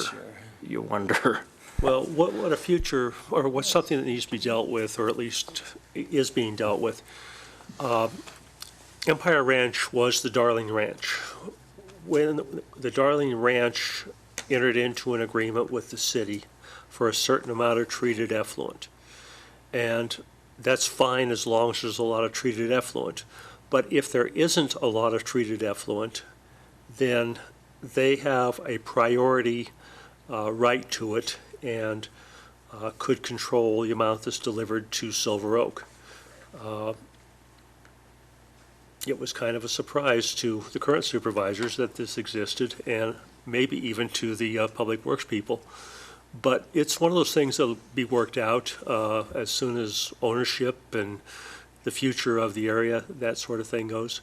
So it's a working process, but we didn't have treated effluent last week. I don't know if we have it this week. It all depends upon, stormwater doesn't become treated effluent, but they don't need to use treated effluent if rain, stormwater, has soaked the areas. So how much water do we need? How much water do we have? That sort of thing. It's interesting.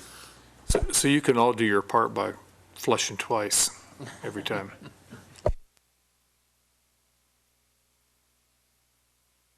Wasn't there too much effluent at one point? They were concerned that more effluent than land? Well, yeah, and I think really and I'm kind of getting the area that I probably shouldn't go into because I'm not that well informed, but I think the modeling by our Public Works Department is that that's going to turn around and that we're going to be in a situation similar to where just a few years ago where we're going to actually have more than enough effluent water to take care of the areas that we need to take care of through irrigation. I'm sure it's directly a relationship function of growth of the community too. So One of the things you could comment on would be the cemetery and treated effluent. That's been converted over to potable water. Yeah, all of our sites that were previously irrigated with reclaimed water are now irrigated with potable water because of the current situation. It's like feast or famine. Now, who knows what's going to happen 5 years from now? We have the infrastructure in place where if we need to, we can convert back. But right now, we have more potable water than we do reclaimed water, and we have to honor obligations to the golf courses. The biggest obligation is to the prison, to the fields at the prison to the south. So they're by far the biggest user of reclaimed water that we have, so we have to honor those. So that's where we're at right now. All right, so Commissioner Long got us a little off course there. So back to Chapter 6. Mr. Chairman? Is there anything, Commissioner Adams? Yeah, I was looking at the sports complexes and basically our neighborhood parks, and I'd like to see us have something in here instead of we're concentrating on everything that we have now and getting improvements for more softball fields, more soccer fields and everything else. But yet this past year we've had the folks coming in regarding disc golf. And I really kind of feel like that started out low-key where they wanted to maybe go up Rattlesnake Canyon or whatever you call it by the thing, maybe do 9 holes and just a little pilot program. And I kind of feel like we might have threw so many roadblocks in their way, and then they got the pie in the sky attitude, and well, maybe we want 18 holes, maybe we want 36 holes, and so I don't think it's totally on us the reason things have died down on that, but I'd like to see us kind of implement when we have a new venue like that that's coming in and they want to try something that has very little financial impact to us, very little maintenance impact and everything, and we try and encourage our participation in helping people get something like that started with maybe their first 9 baskets or whatever. And I really feel like we shortchanged those folks in some ways. And I don't know if that's just my feelings or whatever, but I think we need to have something in our master plan here that kind of helps encourage new venues, new ideas for simple, low-cost recreational activities. Yeah, it's a good point. You're probably not the only one that feels shortchanged. Maybe some of the disc golf course advocates are feeling shortchanged too. Presently, the biggest problem we've had with disc golf course is that, we have budgeted some money, we took some carryover money in quality of life parks capital and budgeted to help provide some seed funding to get a disc golf course developed. Our problem is that we narrowed it down to primarily 2 sites. The number 1 site is that Flint Ridge area that's up by the model airplane airfield and just north of the city landfill. That's still BLM property that's going to be transferred to us through the Carson City lands bill, and we're still waiting for that transfer to happen. And so that's that's definitely slowed down that site. And then the other site that we were conceptually talking about was Empire Golf Course. If for some reason Empire Golf Course ended up in the hands of city ownership, might that not be a good location to look at having more of a, formalized, more highly maintained disc golf course too? And as we've mentioned, that whole situation with Empire Golf Course is not clear at the moment right now. The whole idea of disc golf course, I think, is interesting in the fact that if you go back and look at the master plan and you look at the surveys that were conducted in conjunction with the master plan, and a very extensive public survey was conducted as to what the recreation wants and needs of this community were. Disc golf course barely was even a blip. I mean, it was one of the lowest rated amenities that was valued at that time, and now we're seeing a more active group of people who are interested in that as a recreational entity and facility. And so it kind of points out that in some cases our master plan is somewhat almost 10 years behind the times. Thank you. Along those lines, actually, I had a question. I wasn't here for Chapter 5, Master Plan, when we went through the implementation measures, and I was wondering how I could bring back comments that I had on them back to the commission, because I wasn't able to bring them here. But a couple of them, for example, is establish a budget for experimental programs, administratively establish criteria for selection of experimental programs, along the lines that we were talking about, that there may be future carryovers coming with the Question 18 funds and RCT.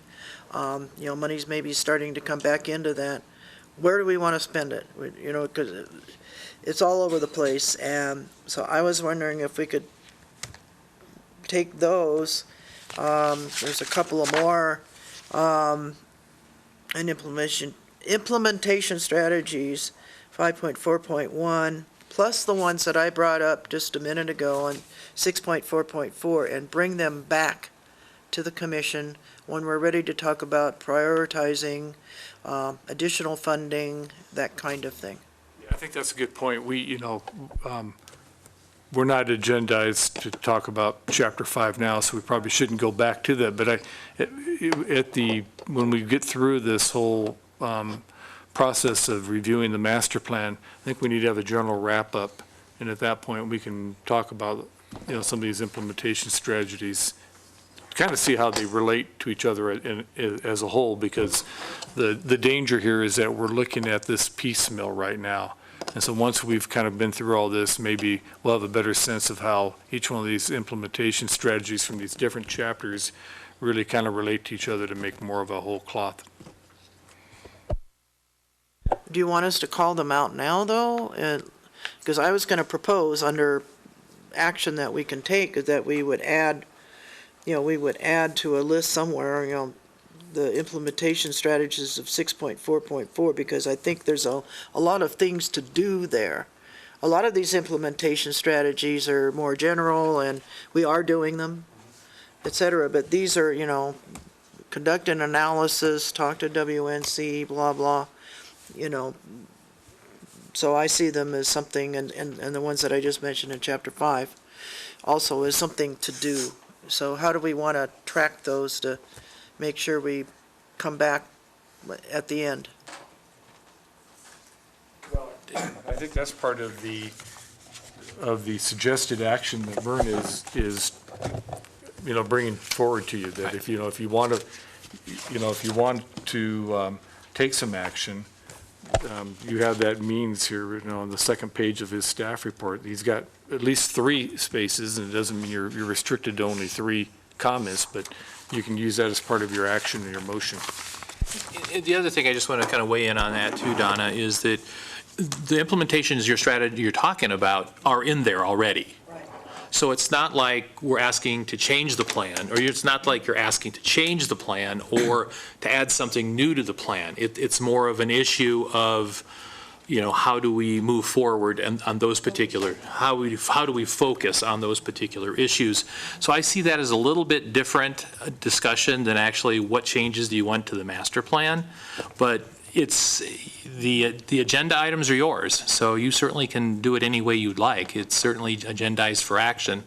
And that's what I've been trying to do all along is that making sure that it's a commission feeling, versus just one particular member or the other that has, maybe a stronger concern about it than the others. So really, the way I see it is that if it's in Chapter 6 related to park facilities, you're certainly free to make a motion, and that's what I would like. That's how we've been tracking all the issues, is through motions. So I know that the commission as a whole agrees with that particular add or subtraction from the master plan. And then, as I've talked before, once we kind of fill up our bucket of all these different motions, we'll bring that back at the end and then kind of look at it holistically and then kind of sort that out, and what we might then make a recommendation to the board, if any, or multiple recommendations to the board related to the master plan. And I think if you think of issues in terms of implementation strategies, an implementation strategy could be an issue. So you have an opportunity now to say, I think that the following issues / implementation strategies, should be used for consideration for future amendments to the plan. You can list those, and then we come back, as Vern said, we'll take an overall whole view of it all. Okay, so with all that said, gosh. What does all that mean? Were there any changes made on 5? I'm sorry. I don't remember. It should be in your.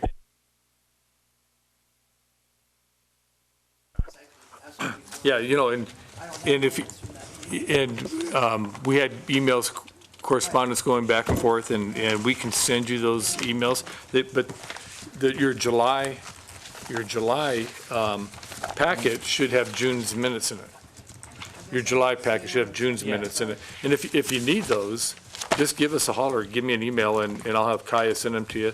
You can also find them online till you get to the Carson City website, and there's a place where you can click on for board meetings and agendas. You can either get agendas or minutes, and you can search there, but if you don't want to do that, just give us a holler and we'll send those out to you. Okay, so for what I'm hearing is that there's been some suggestions here, and a lot of them good suggestions, but I'm not entirely sure as it's worthy of amending the master plan. It's more of a redirecting efforts into these certain areas. So with that said, I don't know if anyone wants to make a stab at a motion. Is there any public comments? No. So I guess I find it difficult to really recommend something when a lot of it comes down to budgets, and if we had money and we could target certain things that we actually wanted to accomplish, I think that would make it easier. Because we could go through this and try to prioritize the things that are maybe most important, but I kind of feel like we're not going to achieve them right now anyway, when we have $250,000 worth of just maintenance that needs to get done. So, Donna, did you have something that you wanted to add specifically to it, or was it the order? I guess how you want to go about. You mentioned the fees when they develop a new community or something like that, but right now I don't think we have any communities that are coming far enough that we're really going to amount to much money as far as making any, I guess, money or having budget money for that. So what did you want to add? I think sorry if I'm butting in, but I think what you were getting to, Commissioner Curtis, was that you just want to establish priorities at this point. Is that correct? Somehow or another, yes. I mean, if money's going to start coming in, is it going to be whoever comes here in front of us that we're okay, let's do the Frisbee? Or somebody else comes in and, they want some help with, pig pens out at 4-H. I'm not, right now, we're in a position where, because we don't have anything prioritized other than the MAC. So if there is going to be funding that's starting to come in, seems to me that, we definitely need to look at the capital fund list and some of the projects that, Vern has listed before, and take a look at those and see, okay, is there something that kind of shines out there that we want to pay attention to?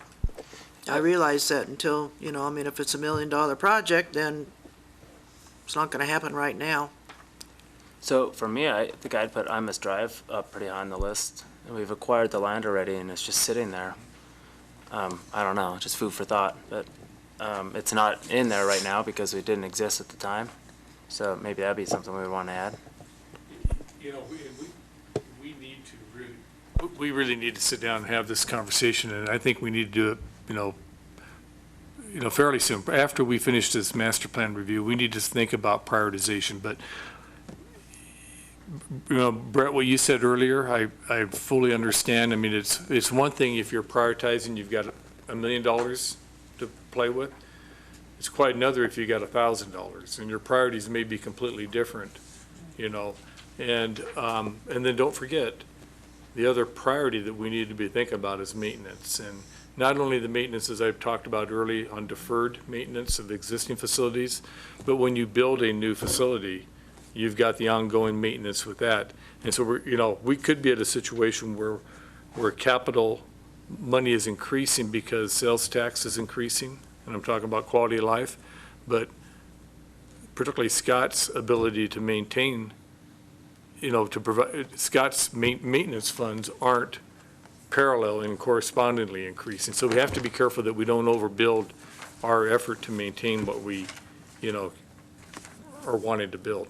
So it's kind of it's sort of a sophisticated exercise that we really need to go through. Commissioner, we did not review Chapter 5 at the last meeting in July. We didn't do that, which is why we got out at 6:59 that night. No, we did that at the June meeting. Yes, that was back in the June meeting. Yeah, and that was a meeting, Donna was on a trip. So, And I just don't but remember in the minutes. The minutes from the June meeting are in your July packet if you still have it. So again, when we're talking about making amendments to the master plan, I don't see any amendments here. We're talking about focusing on different things and prioritizing, and that's really not what Chapter 6 does. Yes. Now, I agree with Donna here that you got certain windows of opportunity to acquire land with new subdivisions and IMIS, but those aren't amendments to Chapter 6. They're more, I think they're separate issues. So personally, I don't see that we need to change anything in Chapter 6 unless someone else tells me otherwise. Not a change, no, just do it. So should we make the motion then? Does somebody want to make a motion then with the caveat that in the future we'll prioritize things? That sounds good.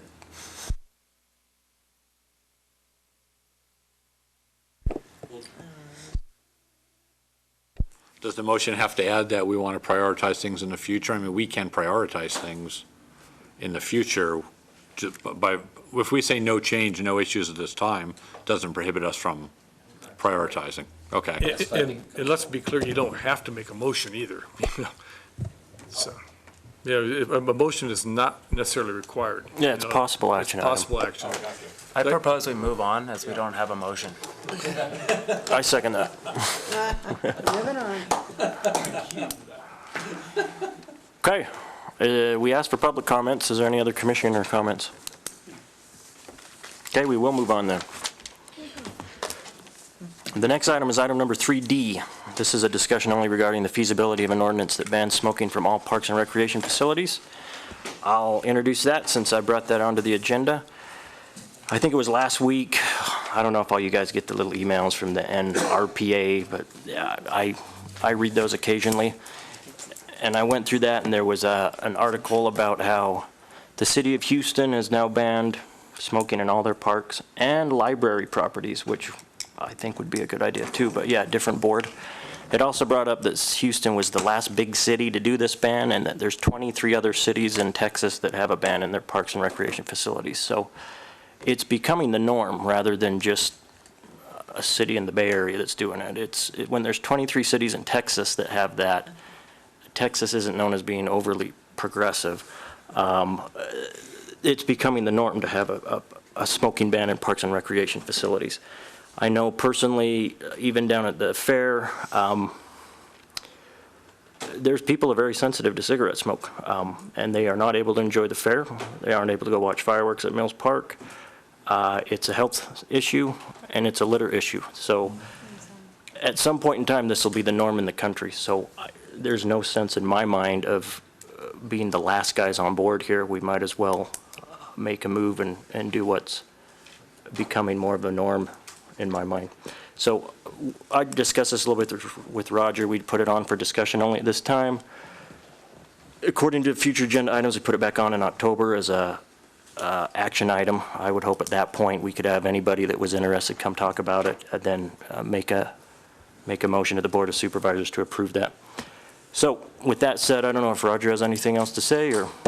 No, yeah, you really summed it up pretty well. You know, I think it is becoming the trend and it is becoming the norm that more cities are moving in this direction.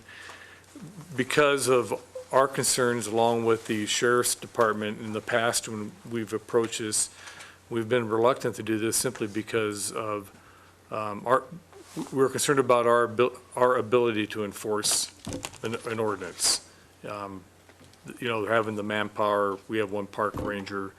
The sheriff felt that I shouldn't be speaking for him, but I think the overall tone was that he felt like he had other responsibilities that were more important with his limited resources than to being in the parks and enforcing smoking ordinances. So the route we took back then was to go more towards volunteer compliance, and some of the research is showing that secondhand smoke in an outdoor environment is also dangerous as it is in an indoor environment. And so there's a lot of sensitivity about smoking around children because of their ability to absorb that secondhand smoke, and also the example it sets for children in littering and, potential fires and that type of thing. And what we did was we worked with the Carson City Health and Human Services Department and put these little signs around our playgrounds that say, please don't smoke here, young lungs are working, Carson City Parks and Recreation Department. And how successful these have been, I couldn't really tell you. I think they've worked pretty well for volunteer compliance in those areas. A lot of signs disappeared. We, had to keep replacing them. So, you can interpret that any way you want. I found it kind of interesting that at the fair this weekend, the approach there was to set aside a designated smoking area down there. Is that a good approach? I couldn't say. I'm sure the smoke doesn't stay in that designated smoking area, and if you walk by, I'm sure you're liable to get a dose of it. But I think it's a good point, and I agree with the chairman that it is something that we need to approach. I suggested we put it on in October, and maybe gives us more time to get people to come to the meeting, pro-smokers, anti-smokers, to really kind of state their case and be involved in the the collective conversation about smoking in our parks. But Just real, we did this, maybe 4 or 5 years ago, we did this, and yeah, it's up at some of the playgrounds, and how would you know the compliance? I think those have worked to some extent at the playgrounds. but that's the only place where they are is the playground. So when you're talking about going down to the carnival, going to the fair, going to watch the fireworks, going to the car show, it does not include the parks in general. That is And- correct. And there's a lot of people that don't enjoy that. So it is the trend, and I think at some point we have to look at the trends. And I know one thing you brought up too was compliance, and I know the sheriff's gotten upset about that, but nobody's asking for a saturation patrol down there to root out all the smokers, but it would be one thing they could do. And we brought up Smokers Corner across from the high school. I think that'd be I think it'd be great if we had a reason to shut down Smokers Corner. There's no reason we should have Smokers Corner across from the high school, so. It gets back to also too, what kind of message are you trying to send to your public and your young people? On the other hand, maybe it doesn't have to be all or nothing too. Maybe that area where it's not really in the park proper, and maybe you say, I'm just throwing out ideas here. Maybe you say, okay, that one area is sort of a sacrificial lamb, and we'll allow smoking in that area because it's not really bothering anybody else. But then how do you enforce that? You stepped across this line and now you're outside of the smoking area. I mean, it's fraught with a lot of intricacies. So I think we just need to look at it, and I think we need to have a good discussion over it and give everybody time to think about it for the next 2 months. Yeah, so this was kind of just a discussion to get the ball rolling, but Commissioner Kiever. I was just going to say, have we contacted Houston or any of those other cities that have such a ban to see how they enforce it, or if they do enforce it? That might be a good starting point for us. I have talked to some other park and recreation people in other communities that have smoking bans, and you kind of run the whole gamut. That it's an ordinance against it, but nobody enforces it because they don't have the time, money, resources, wherewithal to do it. They're very strict about it, and they really crack down on it. And in some places I think it's been very successful. In other places it probably hasn't. Commissioner Curtis. Yeah, a question about the fair. I was just wondering how that was going to work. Saw a gentleman, wheelchair, kind of looked, I would say he's probably a veteran, amputee, et cetera.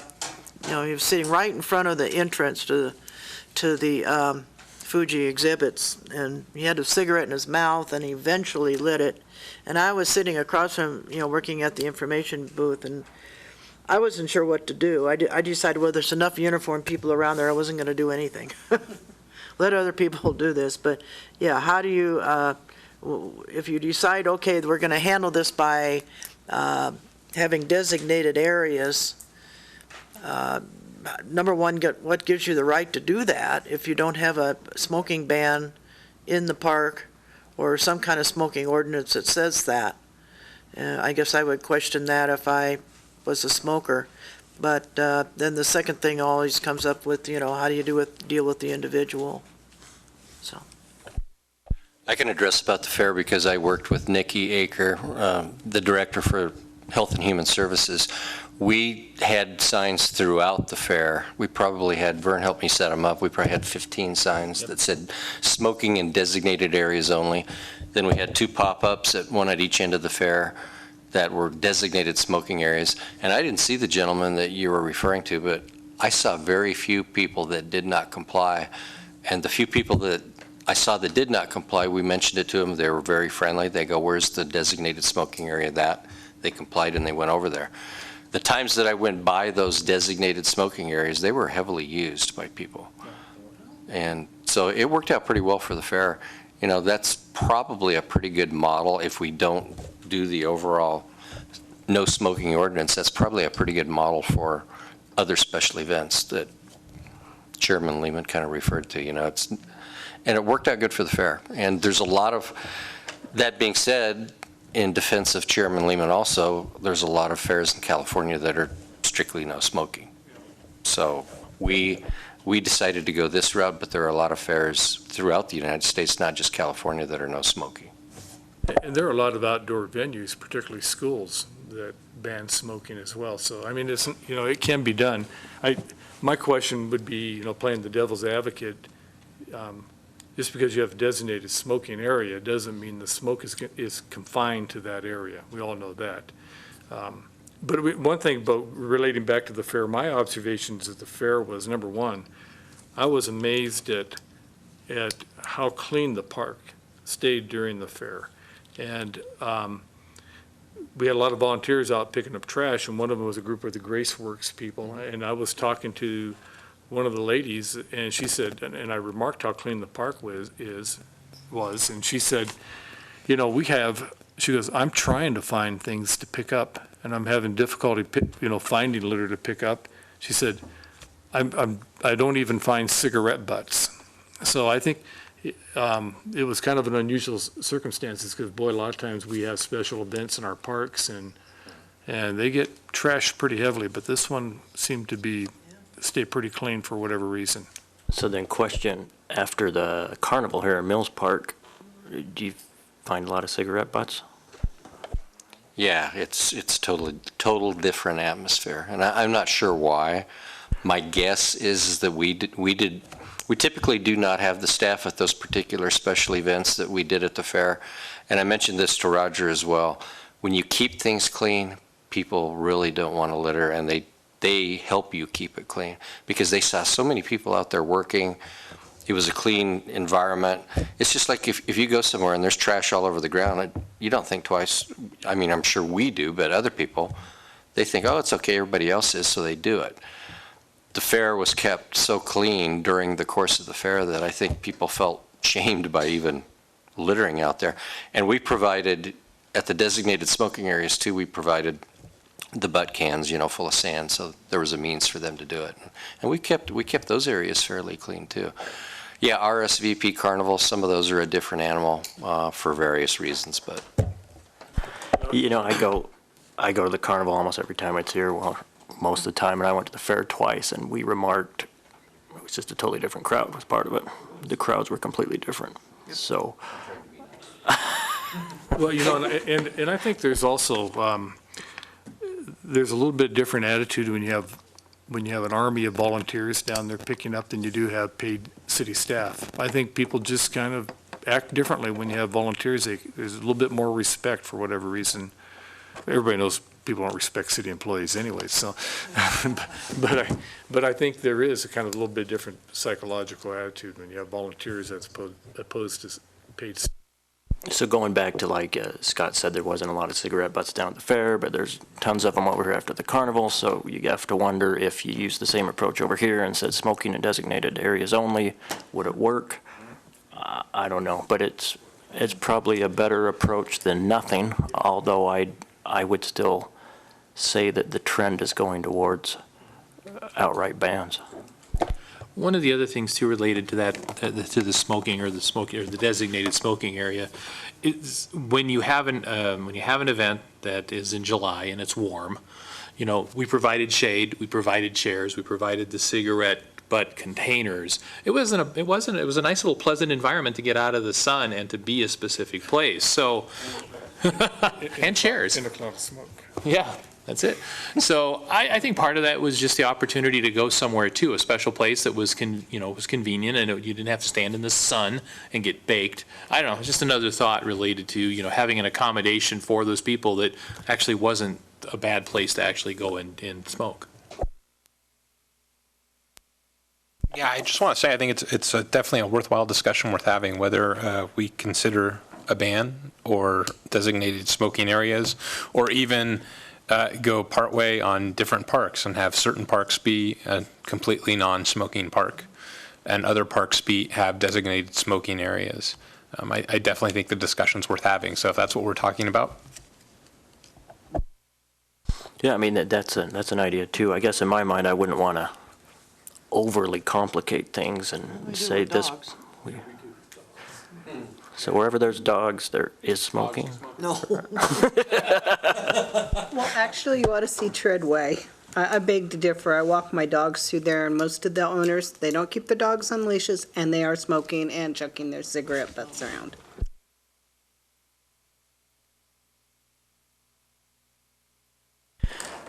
Anyone else at this point in time? So yeah, I definitely will discuss this further in October, and at that point it'll be an action item. There is some things in the packet about it. Personally, I think we need to look at the trends and kind of keep up. So, public comments. Okay, we can move on to item 4. These are staff updates. Number 4A is an update on the Graceworks Linear Park Multi-Use Path Maintenance and Cleanup Project. Vern. Thank you, Mr. Chairman. Back on Saturday, June 7th, which seems like a long, long time ago, we were fortunate again to work with the Graceworks folks. It's half a dozen or so churches in the area that come out and provide services to the community. They had over 34 different projects they worked on this year. We were fortunate enough to get them for 2 projects.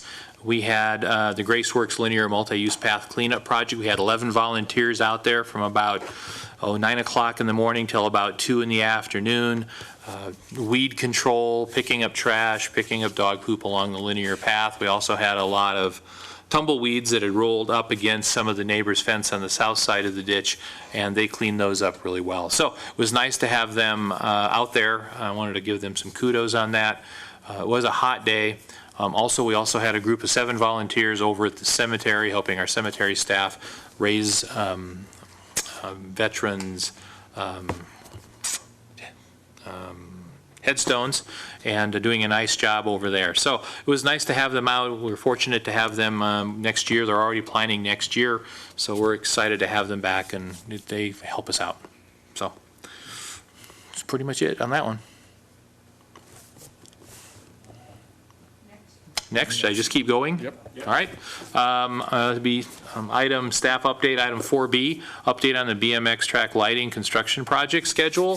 Tomorrow we have our pre-construction meeting with the contractor and Public Works. Hold up. Sorry. We just had to ask for their public comment. Public comment, sorry.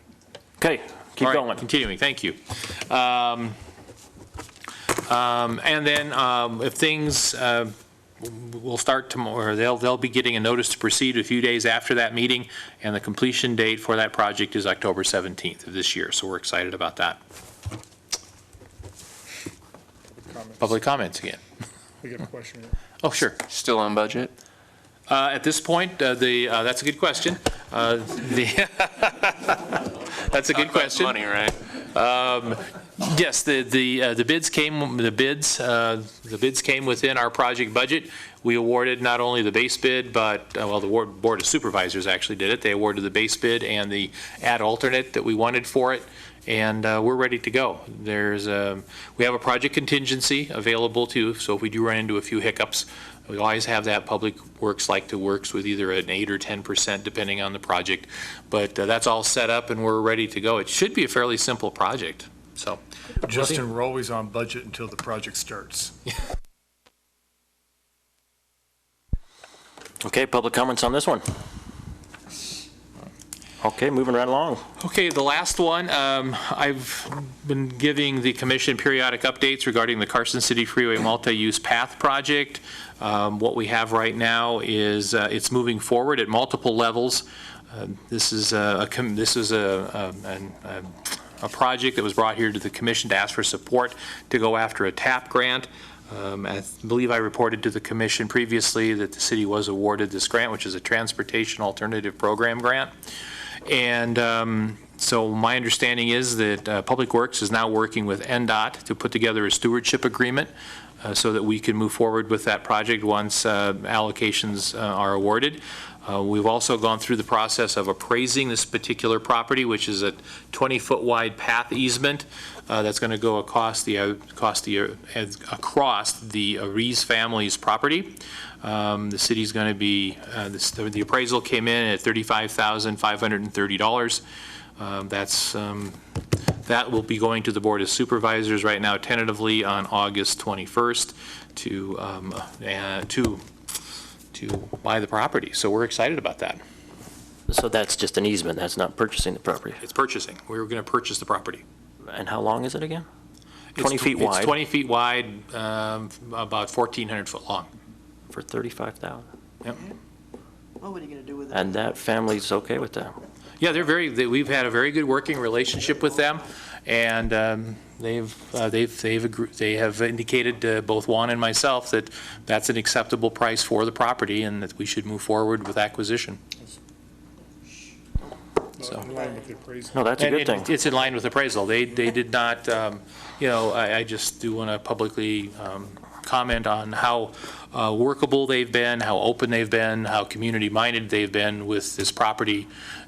I mean, they could have just told us to take a hike, and they didn't, pun intended. Yeah, take a hike. They've been very community-minded in this whole thing, and we're just appreciative of their willingness and effort to do this for our path. So that path will connect, just anybody who might be watching at home, that path will connect our Highway 50 multi-use path all the way, well, actually the project area is going to start up by the Boys and Girls Club where the current path ends, and it'll go underneath the freeway structure, it'll go along Lampa Lane, cross Highway 50, and then continue south all the way down to the linear park. So that'll make a complete connection for us, which is really an exciting thing.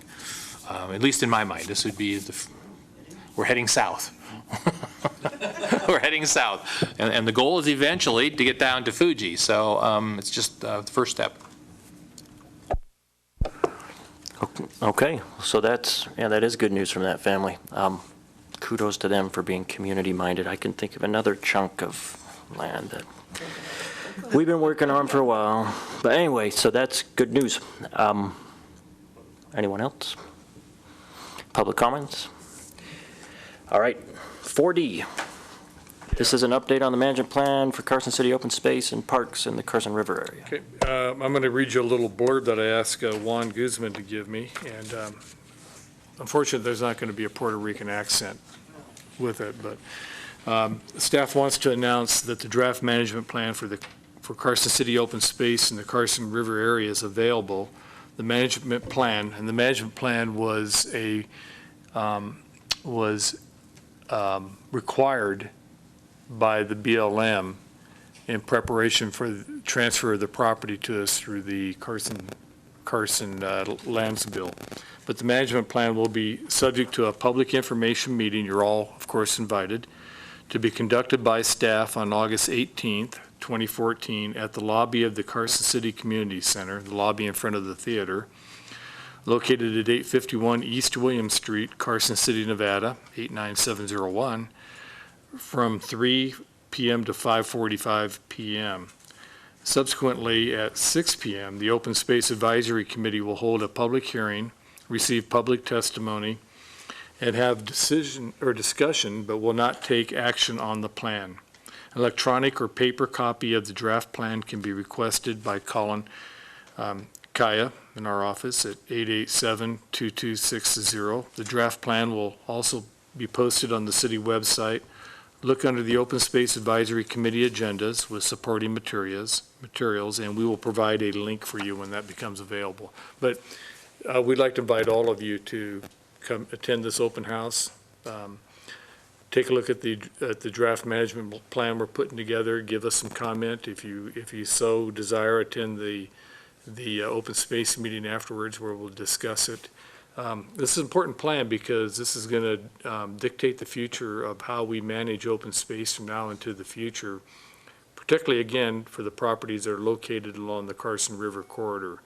And as you know, recreation, particularly passive recreation, is a big part of the open space program. So please feel free to come, take a look at the plan and give us your comments.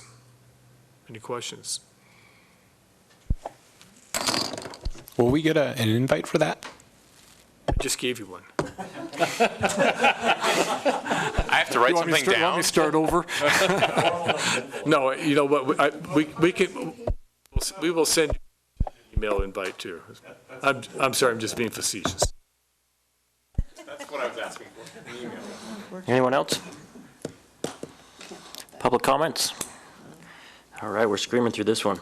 I attend every email invite. Yeah, you do.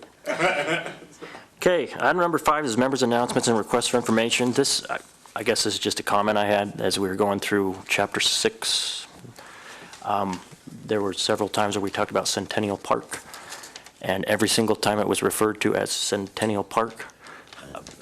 Roger once called it John D. Winters Centennial Park, but generally that park is called Centennial Park. Yet there was a slide that already had up Marv Texera Pavilion.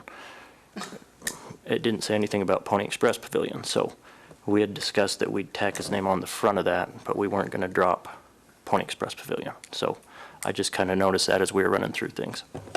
That, and the board changed, I guess the board decided that they didn't want to have Pony Express on. They wanted to simplify it, and they changed the name to Marv Texera Plaza. Oh, they did? Pavilion, yes. Was that unanimous? Yeah. Huh. So I guess they don't listen to us, huh? Well, they did sort of, in the first part. And then if I could too, on Centennial, I guess I kind of slip into the habit of shortening things. So, I mean. You do? Yeah, Since when? Since when? That's right. So actually, so it's actually the name of the facility is John D. Winters Centennial Park. I tend to just use the shorthand version of Centennial. So that's, I apologize. Yeah, and I don't think anybody objects to that. So, yeah, like we had discussed, I think there'll be some name confusion. There'll be some name confusion with Marv Texera Pavilion. I have something. Yes. I just want to comment on the fair. I still jumping up and down about it. I thought it was wonderful.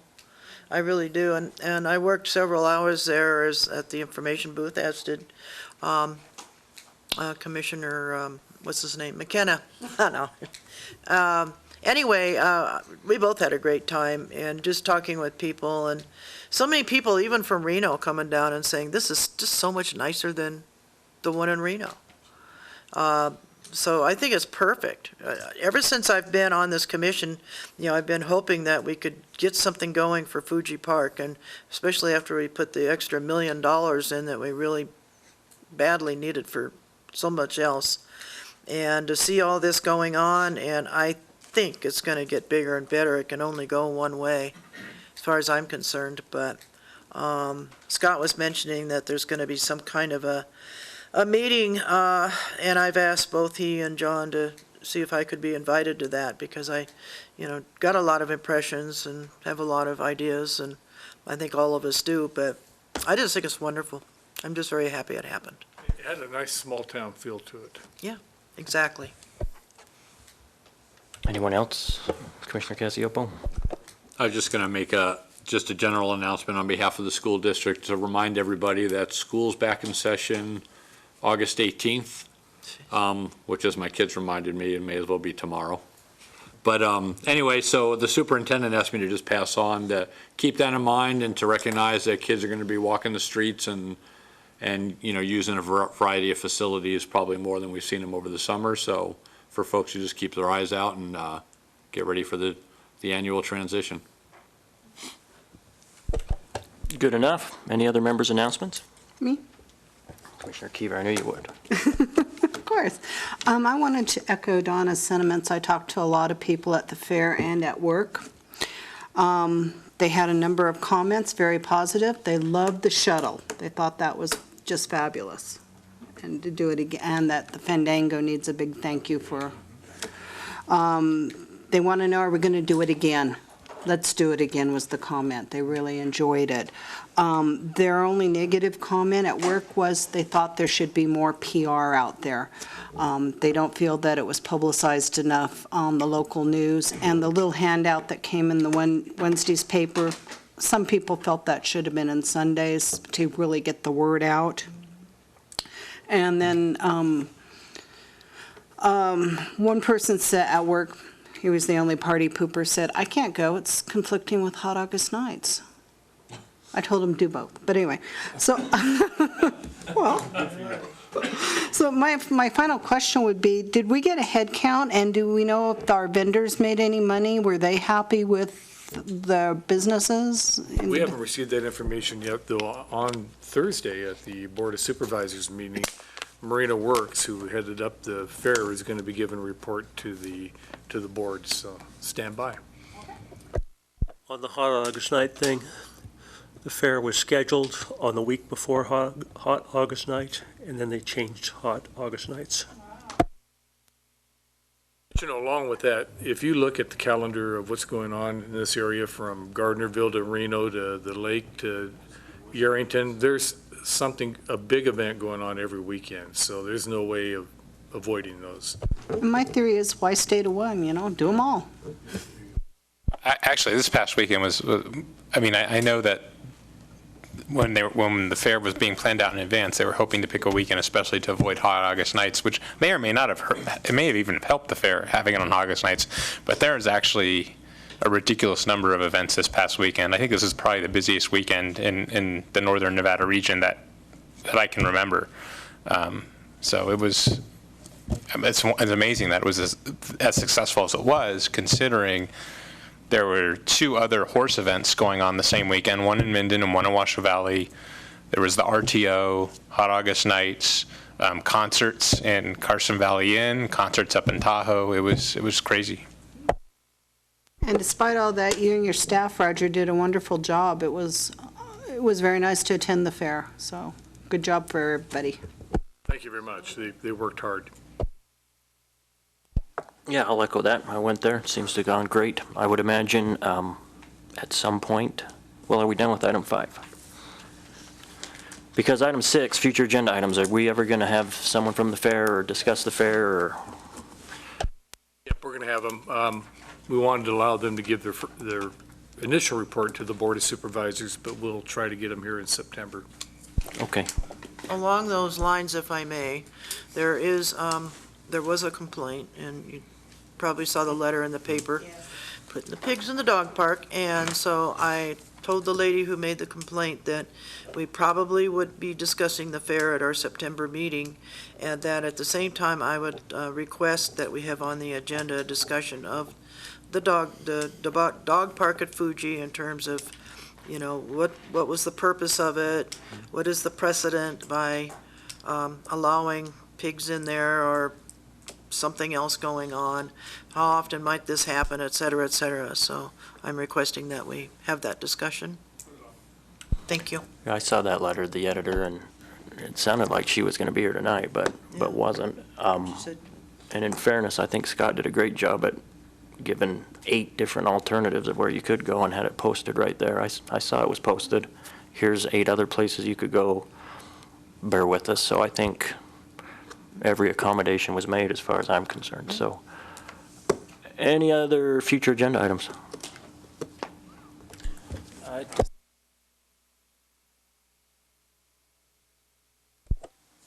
Sorry.